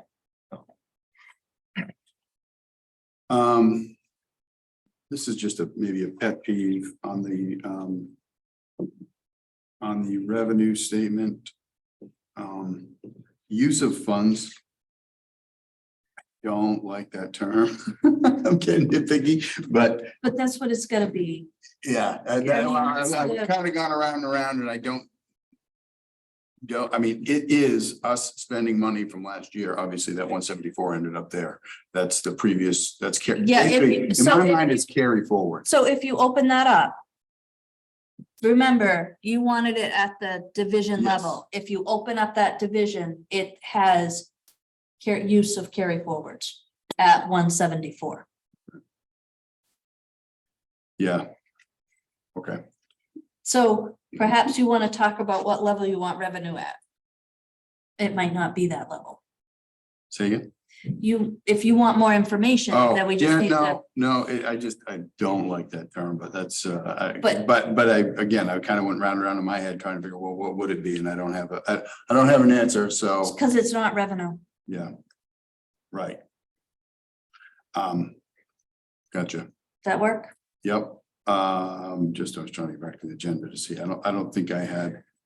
You answered my big ones. And the only thing, yeah, because this was only through 8/31. That's why we don't have the additions from last meeting on there. We'll see that next month. So Well, good. it all depends on how much the auditor runs us around. Yeah. It might be October before you see those, because Okay. I'd rather take the time and get them through a couple of eyes and do them right. And I guess in just thinking about everything you've just been saying and what we're talking about, what I'm thinking about, I am super concerned about lack of staff and load of staff. And I'm just wondering as a council, and I realize 2 are gone now, but we should consider, I guess I'll put it this way. I'd like for us to consider that our requests, our extra requests come on a Monday when we're here. And people maybe don't like that. But just food for thought that if we have a request outside of everything else going on, that maybe we come here and agree that, yes, that's a good request, Leo. We can ask that of Sophie versus and this is, you have nothing to do with this, I guess, but I didn't say anything to you about this, but I don't know if you're following me or not, but I feel like they've got a lot to do. We're in big transition. If we have special requests, we meet every Monday. Let's talk about them as a group and decide, yes, this is what we want time being spent on, or maybe not now. Just a thought. Yeah, I think, I mean, Dan spoke about a balance, right? Balance of wanting to move things forward and also preserve staff time. I really do think, and we've mentioned in the past couple of weeks, we really need to be aware of the amount of work we're asking of an increasingly limited staff. I think it's really smart. So the one thing I would say, I appreciate that, but I don't want to further separate staff and council. Meaning, I'm gonna pick on you, Rob, if that's all right. I don't hear from Rob very often. I get an occasional email or a phone call. When he calls me, he's got something he's very interested in and has very clear questions that he's thought about that takes 15 minutes tops. And I will say, if we drive beyond 15 minutes, it's usually me thinking, right? So I don't want to stop that, because part of my job and your manager's job is to learn and build relationships with each one of the counselors. It helps me build better material. It helps me create the plan. So that I actually like stopping for 15 or 20 minutes. The other thing I really like is when it's an email or a text of, hey, give me a call, or I'm free at such and such a time. Does that work for you? that makes it easy for me to wrap it into my schedule. It's really frustrating when it feels like at times there's a plan that I just don't know about, and I'm constantly chasing to try to find that plan. And it's just easier when people tell me what they want, ask questions, help me. I don't need to shape what you do, but maybe it's good to have information on the inside at the beginning, and I think it's less work. Yeah, and that's fair. And again, I was hesitant to speak for you. I'm not really speaking for you. I'm speaking as, should something for us to consider as a council. But that's a valid point, and I'm not trying to kibosh that. I guess I just do go back to we have to be careful about, emergency requests when we literally meet every week. Most of this stuff is probably not that much of an emergency, and it could be vetted through the board. So maybe we're not there yet. And maybe never be there. And I don't want to try to tamper any communications, and I'm not trying to. Yeah, we had It's for me too. I'm probably as bad of a culprit as anyone. Well, we had some discussion several months ago about board processes. Maybe we need to return to that and have or council processes, have another discussion about, internally how we operate as a council. And I think the position we're in right now with short staff could be a reason for having that, because that's really what has me worried, to be honest. Fair enough. Worth. Can you clarify that? He said we have, he was saying, no, yeah, we talked about this, how we work as council, and I'm saying, whatever we established, I'm sure was fine. I'm saying the game's changing a little bit on us here, so that would precipitate us having that conversation again. Yeah, I think that's a good thing to put into our work plan. Before we close the meeting, I need some clarification on what you expect from me next week, because what has been already distributed and posted, because it was a special meeting off cycle, we have people here planning to talk to council about the emergency, which was around trash moving to the automated collection, and the operational issues on private roads and looking for some feedback from council. It's Thursday. That's Thursday at 6 p.m. We anticipated that was gonna be a 45. Well, we expected that to be close to a 90-minute discussion, because we invited everybody on private roads got a letter, or should have gotten a letter.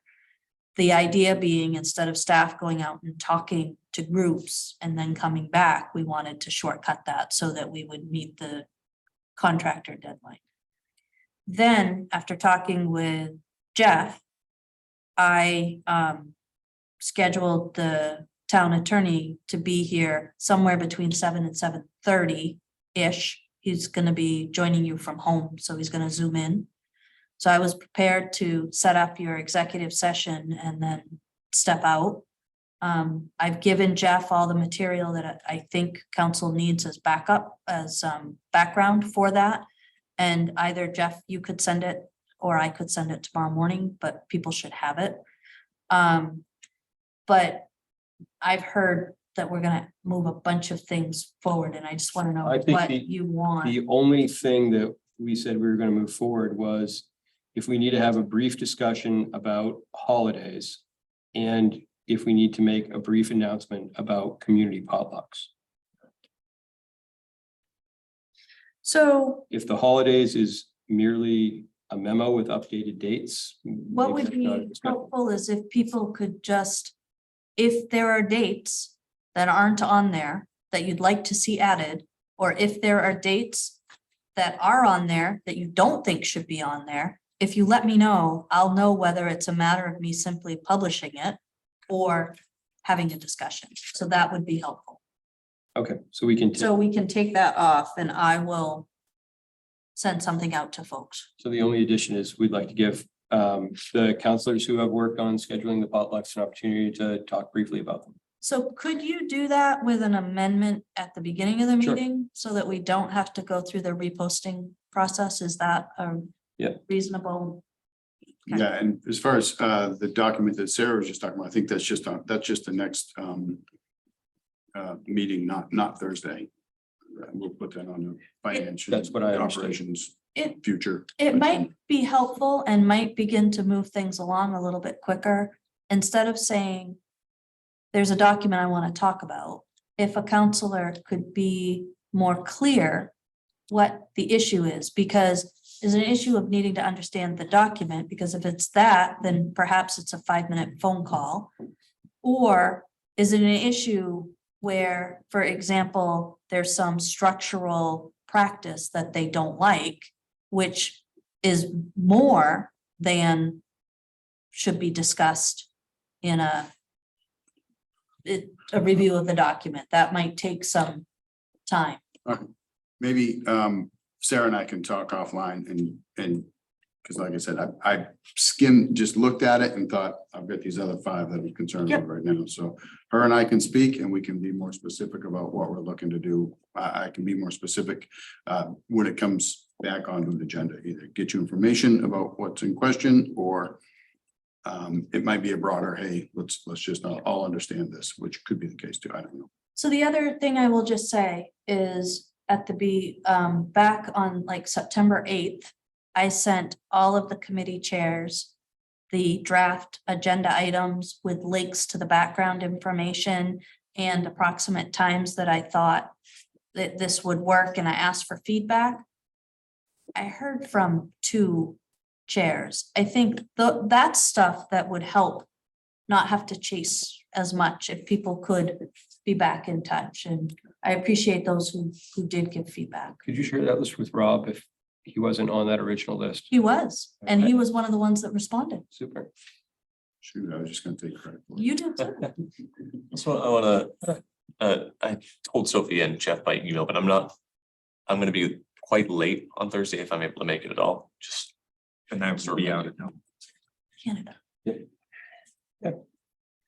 And are you guys comfortable with council giving some guidance based on Yep. what they hear in terms of what we do? Trust my fellow counselors on that one. All right. Thank you. Great. One And- more, oh, I'm sorry. Go ahead. Councilor Berthasell, will you be back or would you need a link or what would you like? I will need a link. I will be back, but then I will be gone again and in the car. So I sent you an email about this as well, but a link for Thursday's meeting would be really helpful, and I'll maybe roll into town partway through. Awesome. Thank you. You should be here. We're talking trash.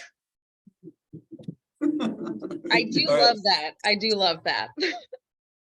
One more opportunity for public comment, if there is anybody online. It's just me All right. and Pete. Okay, so seeing none, let's close our meeting tonight. Thank you all very much. We'll see you again on Thursday. Thank you. Thanks for covering, Jeff.